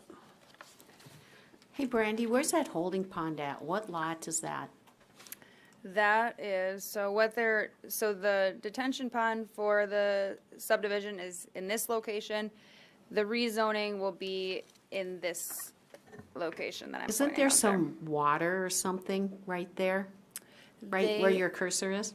So there are some low areas. They're not jurisdictional wetlands, and I believe that the developer has already done some filling, and so that is something too where we have the lowest finished floor for the proposed homes already spelled out what they would have to be so that they're 2 feet above the water table.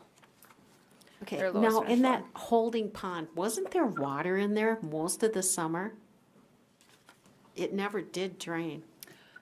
They didn't, so it's not complete yet. We have a development agreement with the previous owner, DLT Development, and Paul Carlson, who was also a previous owner. The current owner is Jamie Andrews with J&J Land Sales. And so that agreement, though, is between those other entities, and they should have that completed this year. But they didn't have the overflows or the outlet structure last year. So that could have been why it didn't release at the pre-developed rate. It just looked like a good place to grow some nice mosquitoes. So we're going from R2 to R1. Or other way, R1 to R2. Yes. Right, R1 to R2. Yes. So when we approved that, I thought we were very specific that was going to be R1 for those property owners that were immediately adjacent. So. At least that was my recollection that I Okay, voted on. let me get the preliminary plan. So you can see here, these were shown to be R2. Okay. And then what the owners have done is actually conveyed a portion of that the north portion of these lots to the adjacent landowner to the north that's platted with Compescu Dune's second subdivision, so that they have an additional buffer. But this can still, so this light blue is showing the R2, and then this purplish blue is showing the R3. And this is where I pointed out that they're actually not rezoning those to R3, they are also R2. So the light blue that we approved as a preliminary plan was for R2 zoning. Mm-hmm. So it's consistent. Yes. Thank you. He forgets so More many restrictive, efforts. right, because the R3 is moved to R2 in the eastern section there. Right. I thought the very corner was commercial. No? R3. R3 always was? Yep. For storage. Oh, storage. units, Yeah. They had to do the conditional use for that. And Brandy, just to the north of that green area, that was an addition to the existing detention pond, right?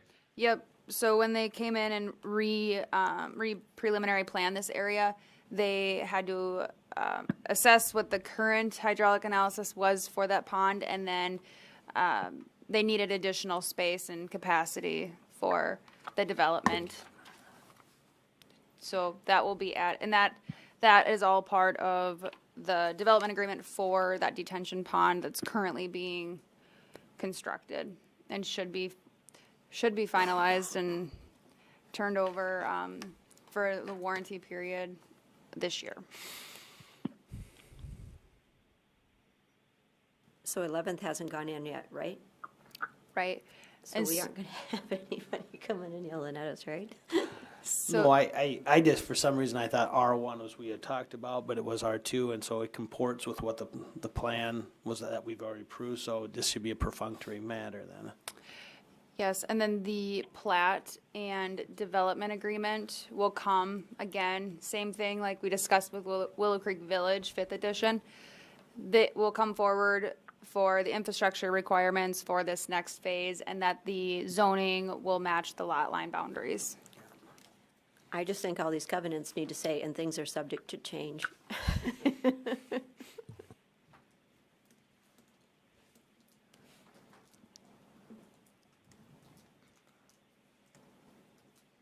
All right, we do have a public hearing on this, so I'll go ahead and open that at this time if anybody's here to speak on behalf or against this one. No one here. No one Wow, here. that's Okay. not- Anybody that's not online? True. All right. If we have none, I'll close the public hearing. I'd like to make a motion on this perfunctory issue, if I use that word right. Yes, Ms. Brink? I'll make a motion to approve the rezoning. I'll second. Second by Hanson. Further discussion? This one's pretty straightforward, so we'll take a roll call vote. All right, Dargis Johnson, Yes. Aletsky, Yes. Brink, Yes. Kays, Yes. Hanson, Yes. Dolly, Yes? Ford. Yes. All right. 7 yes, 0 no. That moves forward. Just a question, follow-up, sorry, Blake. Do you have a park here?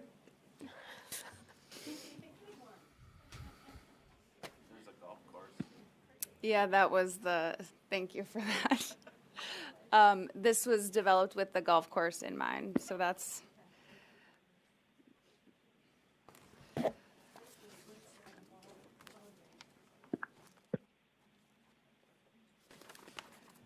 Did you have any follow-up question on that, or?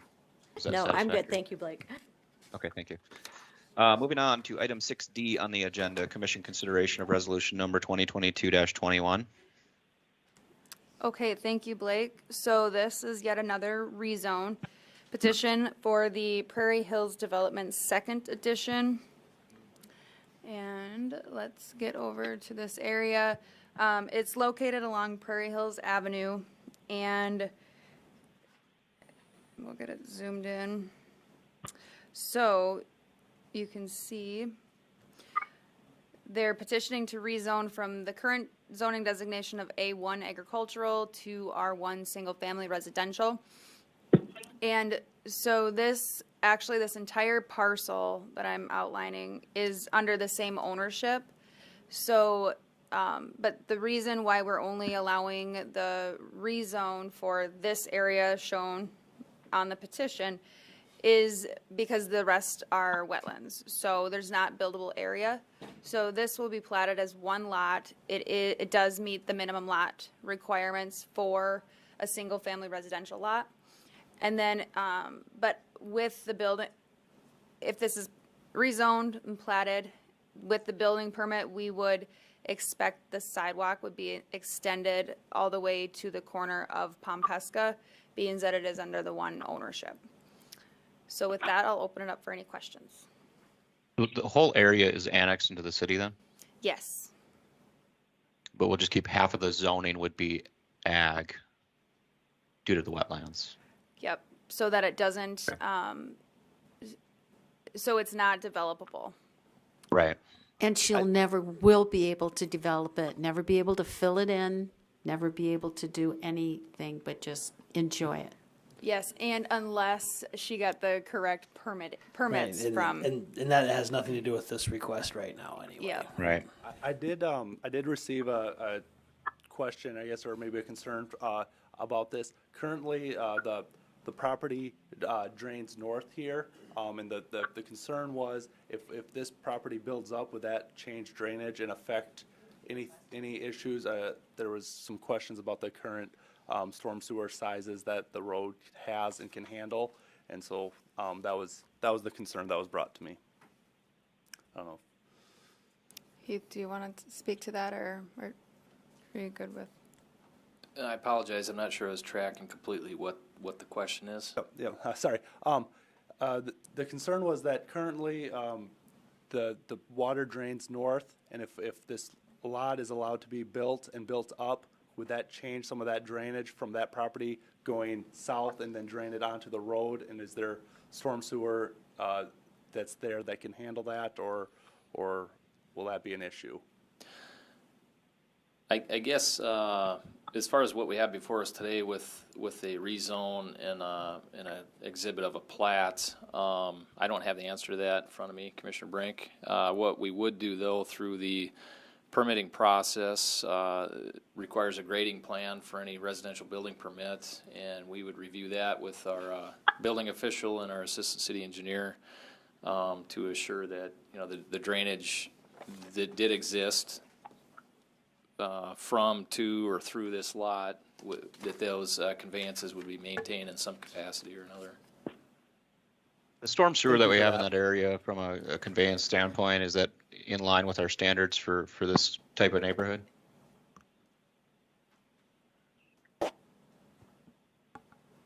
Is that a question? That's a question, yeah.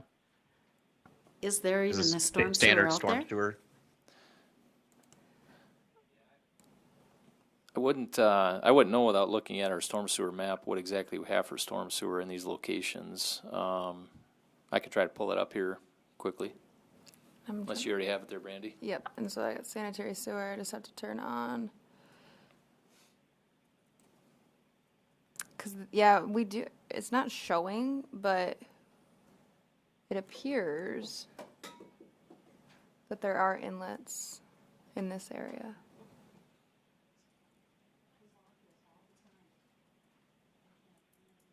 It doesn't show. I don't think there is one on Compescu, is there?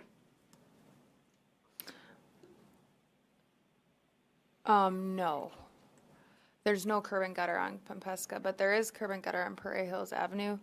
But if there were storm sewer, it would be designed to our standards, and that would be to accommodate for the 5-year storm event. Is that correct, Heath? Yeah, that's correct. I thought that there was there in the Prairie Hills.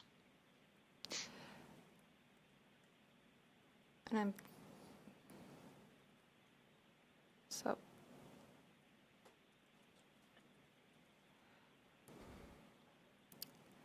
okay. I don't know why it's doing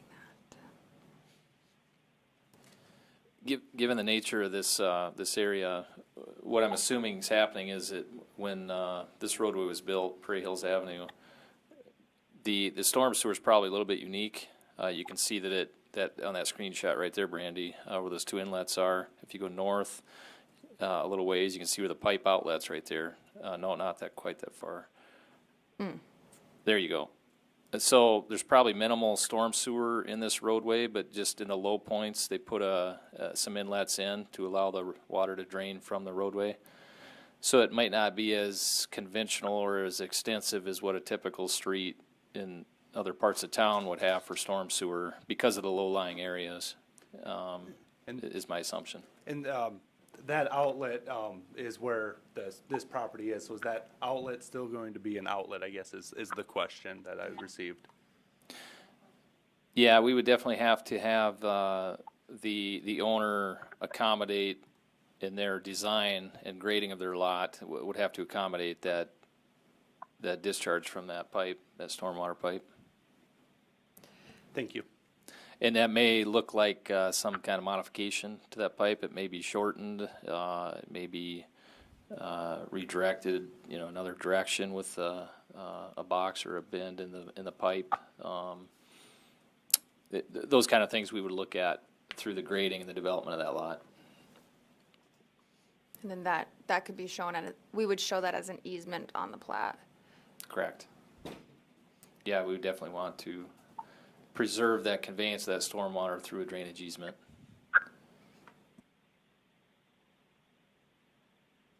Thank you.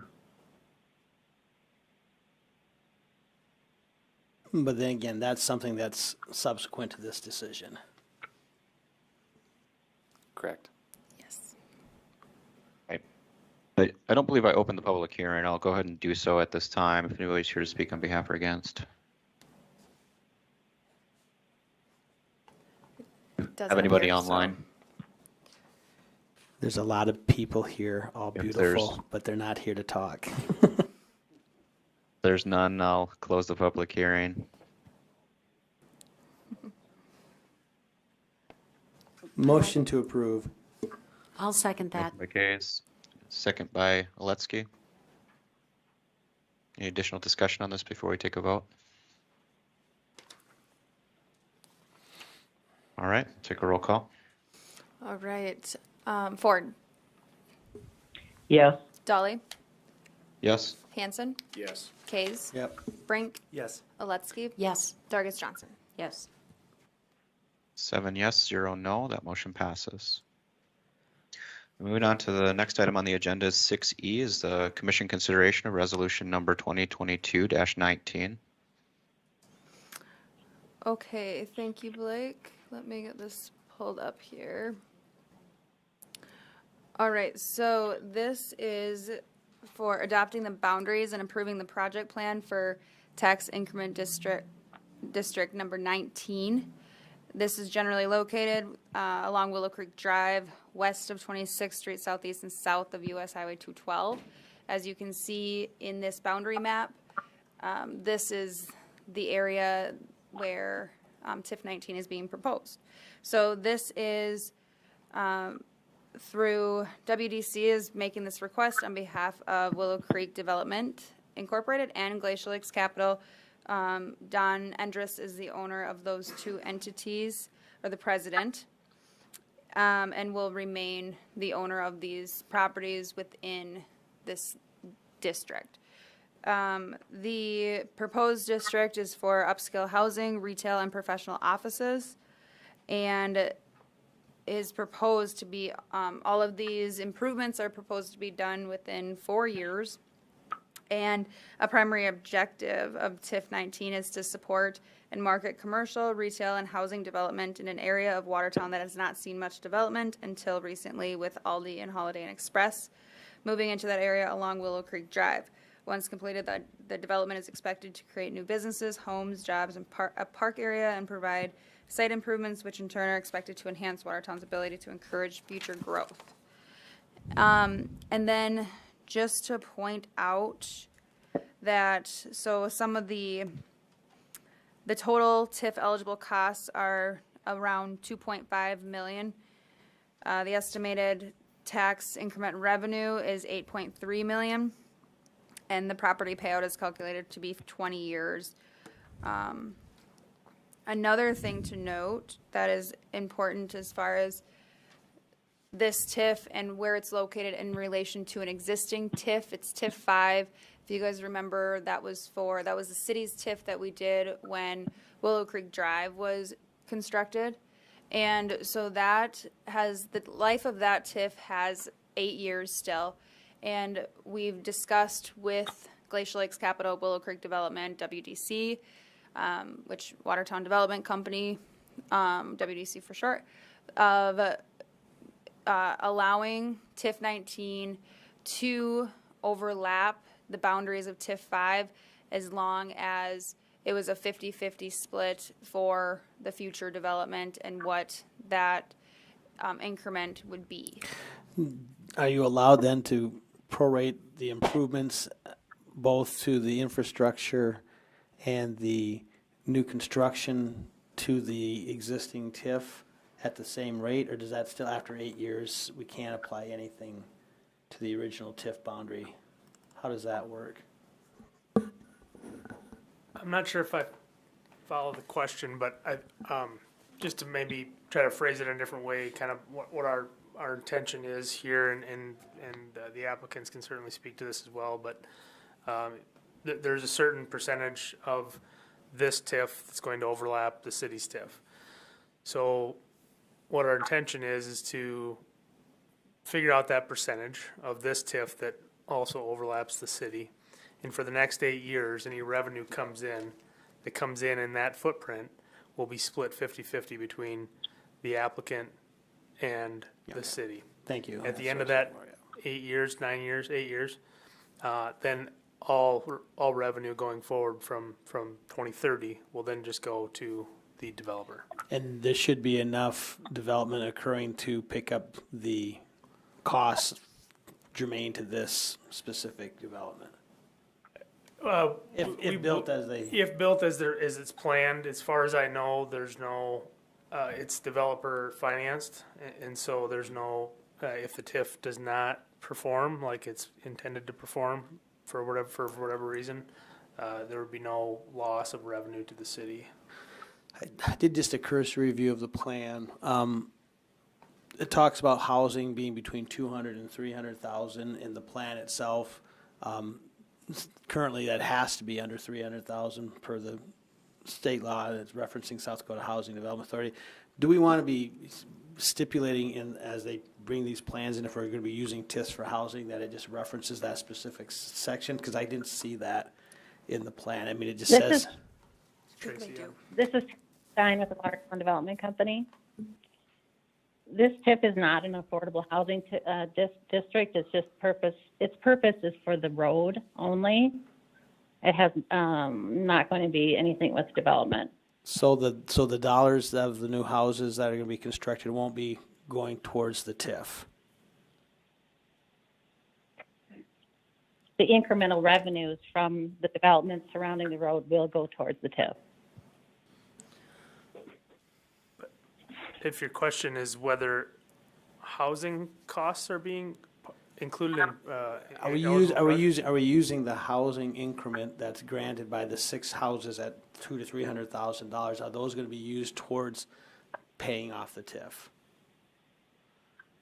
Because my understanding is that housing have to be in that 200. I mean, that's a little bit of a left curve from what we've done in the past when it comes to tax increment financing and housing. It's been specific to affordable housing.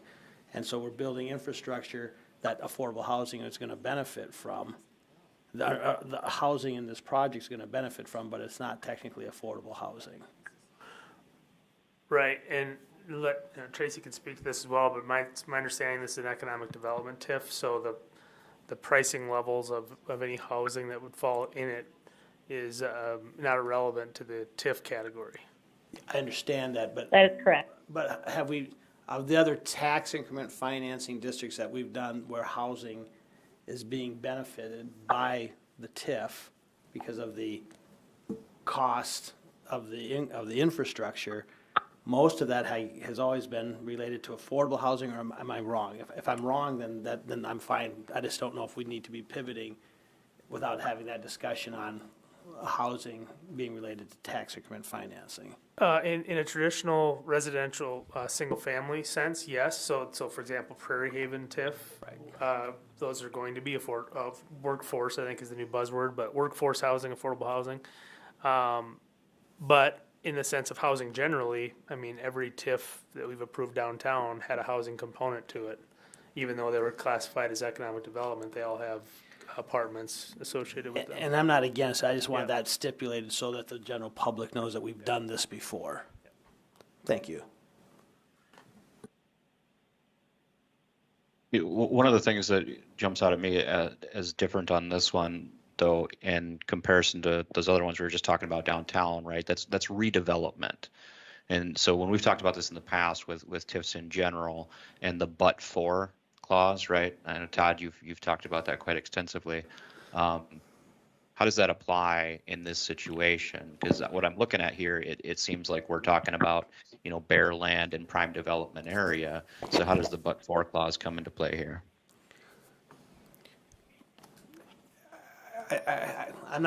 My question, where I'm at with it is, did we do a TIF on those new apartments on North 81? Is that part of a TIF as well? So I think yes, we addressed that as workforce housing there. This is a little bit of a different zebra than the other ones we've had. And so I think you can straight face say that we've used TIFs for both workforce housing, redevelopment housing, affordable housing. Right. And the question is in the situation of 6 to 8 houses here that might not fit that normal, definition of how we've had it, are we comfortable? And that was where I was going with this whole questioning. Yep.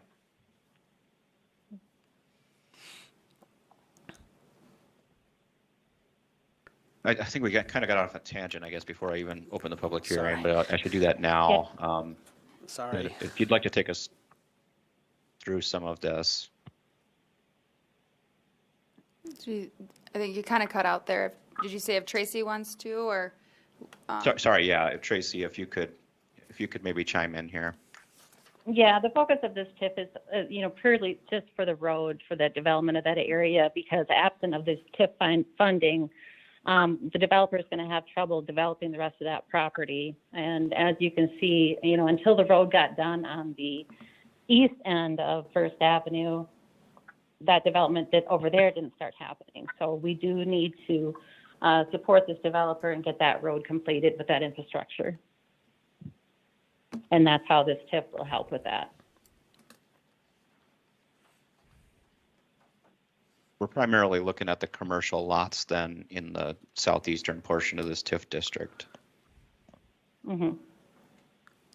Right, and I think that's where I was going with it, is that if we're looking at the development as a whole, and a majority of the development is commercial or commercially related, and you have a few incidental homes in there, is it, is that a big deal from a tax increment financing standpoint? Is just another tool.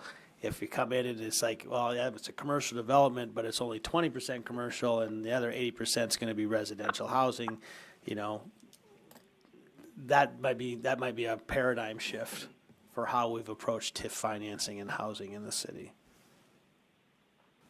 I mean, to me, it feels like it's radically different from the other ones that we've done. It is radically different, but if you look at the TIF plans, the only costs that are being included for reimbursement are for the infrastructure and nothing to do with housing, which is, follows the law of the state with TIF districts.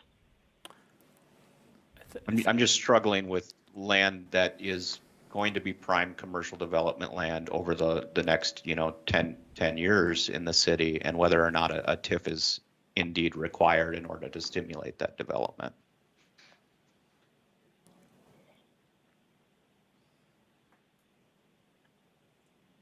The cost of the road is an impediment to the future development of that property.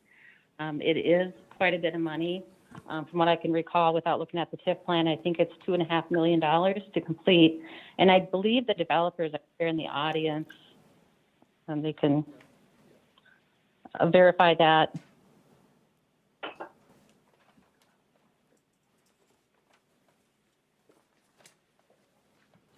Keith Brunsma. I'm VP of Finance and Operations for Glacial Lakes Capital and Willow Creek Development, and it is very important. The section on the bottom right-hand side is the prime commercial property, and that is very low, being next to Willow Creek, and so it's going to take almost $1 million worth of fill. And so for us, the bucket of money only has so much in it. So without the TIF, we would basically only be able to, we have a developer's agreement to finish off the road this year. And so that would be the primary focus. Without the TIF, we just wouldn't be able to afford the rest of putting in the street for the housing, as well as kind of filling in that, using $1 million worth of, bringing in $1 million worth of fill to bring that commercial property up to grade. So without the TIF, I don't know how long it would take to get that developed, quite frankly. So I appreciate that. That's good perspective in relation to the fill and the contour of the land, because that does, impart some of that justification on why this is different than maybe another piece of bare commercial land, right? And the, excuse me, the amount of fill, that's because that floodplain is an AE zone, is that correct, Brandy? And so they have to fill a foot above the high water, or the flood? Base flood elevation? Base flood elevation? It's actually, with the map updates that'll be coming forward in the next year, it will be an AE. Currently, it's an A zone as far as FEMA has it mapped. The city did a Willow Creek study though, so we do have elevations. And any building has to be a foot above the base flood elevation. That's what I was, yeah, I had my terms a little backwards, but yeah, it has to be built up a foot above, so that's where there's that much additional fill in this area. Yep. Brandy, can you show me the zoning on that? I assume part of that zoning is what we just did tonight, earlier, with the residential. Yep. Is that the only residential in this whole thing then? Yes. All right, that, since I have this map up, Yeah. I'll just show you guys this Yep. too, where, so TIF 5 is in the yellow, and then in the green here is where it will overlap with TIF 19. And then it'll extend, this part in the blue is not, was not within the boundaries of TIF 5. So you can see how that will be laid out. And then, let's see if we have an overview here. Okay, so let me rotate this. Oh, of course. Okay, so C3, let me zoom in as much as I can. So this area that we just rezoned, it states on here that today it's zone R3, and it will be zoned R1 and R2, which is the action that we took. This is currently zone C3 here along Willow Creek, which I don't know what happened to my little pointer. Okay, there it is. The wand is back. Click your heels. And then to the north there along Willow Creek Drive, it's zoned C3, which is the highway commercial. And then over here, along with the Morris Addition and along 26th, we have C3 and as well extended up into the Willow Creek Village 2nd Edition along 23rd. So primarily commercial. This area that we rezoned today is what's residential.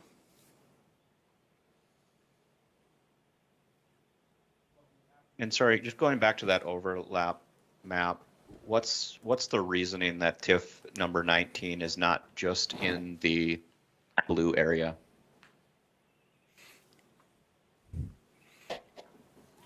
I wanted to be able to capture, any development that happened out there. Because the developer said that they weren't quite sure, what would get done first. It kind of depended on the road and,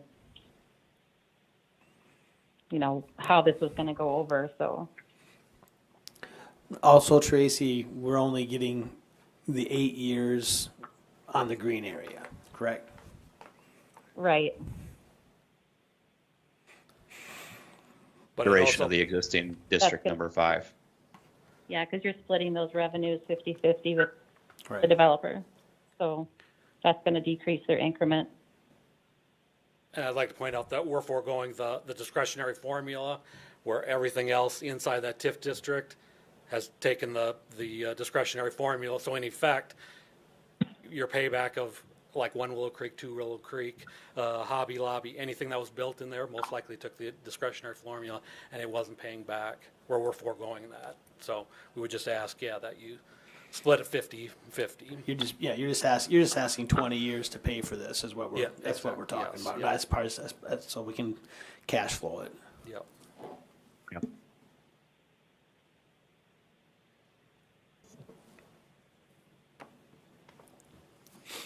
So the fact that there's 10 residential lots, you're just estimating that only 6 homes would be built out of those 10 lots? Is that where that number comes from? No, so there'd be, I think there's 11 twin home lots and 8, 1, 2. 8 twin homes. Yep, Yeah. 8, and then 11 single-family homes. So why do you use the numbers you use of the 6 homes? Where's that come from then? I guess to me, that's what gets confusing, is that we're throwing homes in on a street. So if there's that many residents, why do we use the number 6? Not sure about that number. And that is on, I can go to that on the TIF plan. Technically, those residences would be built today, they're still under the existing TIF, and you would be able to use that increment on that property for the next 8 years to go paying off for the city to, right? The city would still, the city would realize the full increment off those new houses for the next 8 years if they were all built this year.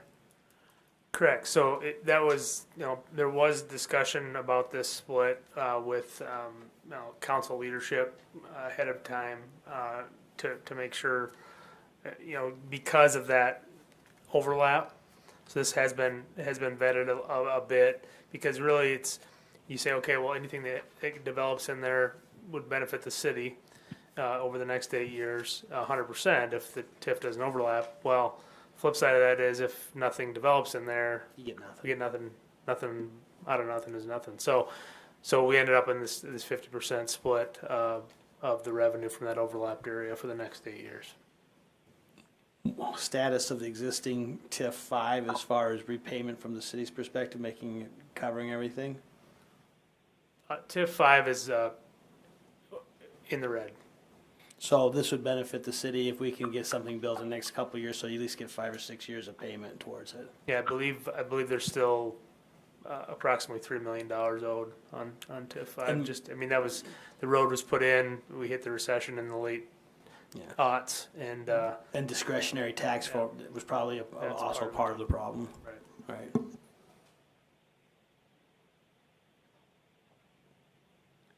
Okay, so the numbers of houses and the amount that we put to them really doesn't matter? Doesn't really matter because it's an economic development TIF, not a residential TIF, but I just. So that comment there is over a 4-year time period too, so it looks like it would only be accommodating for partial time period. Right, I just think it should come out then, because I think it's confusing.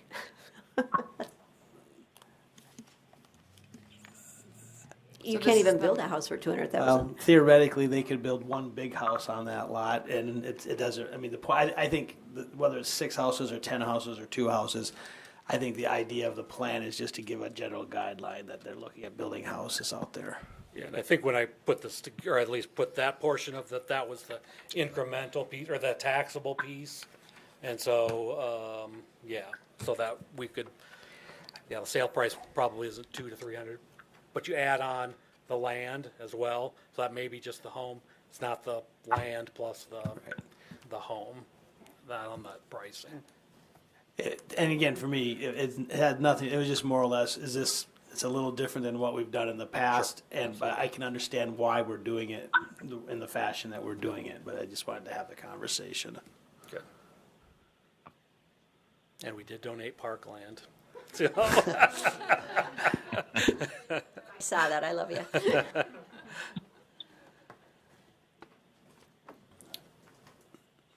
Any additional questions from the board? All right, thank you. Don't believe we have anybody else there to speak in behalf on the public. I'll close the public hearing. Mr. Chair, Kay's motion to approve. Motion by Kays. Have a second? I'll second it. Second. Further discussion on this before we take a vote? All right, we'll take a roll call vote. All right. Dargis Johnson? Yes. Aletsky? Yes. Brink? Yes. Kays? Yep. Hanson? Yes. Dolly? Yes. Ford? Yes. That's 7 yes, 0 no. That motion carries. Move on to item 7, which is open public comment. I don't believe there's anybody there left to speak in the public. So I'll move on to new business. Is there any new business from the board or None from that I staff? have. Any old business? Again, none that Ford I have. has, yep, Yes. Ford has something. I didn't unmute myself quickly enough to vote on 6A, but I voted yes. We noticed that you 6A. didn't vote, but it was 6-0, but. Oh. Thank you. Thank you for that, Diana. So, okay. So, so Diana, you were here. She was here and present for that item. Yes. But we He didn't was hear. here and present. Yeah. You didn't Yes. call her name. I didn't call on you. Oh, I'm sorry. Oh, you didn't? Okay, well, that's why. I thought I just missed it because I was muted. I couldn't get back to Teams, Brent, so I had to call in on the number. So I've just been on the call-in number. Oh, okay. Yeah, Yeah. we can look and, sorry about, that whole, technical difficulties there, but we can talk about that, and get it figured out tomorrow. But, Yeah. perfect. So for the I record. think in either case, that one carried unanimously, so. Yeah, okay, but for the record, Ford voted yes on item A. Perfect, thank you. Yep. Item 10, is there any reason for executive session pursuant to SDCL 1-25-2? No. All right, then I will adjourn us. I appreciate the time and commitment, everybody, tonight. I know this wasn't an easy one, and I appreciate your engagement. Yes, thank you all. Thanks, everybody. Thanks. Have a good night.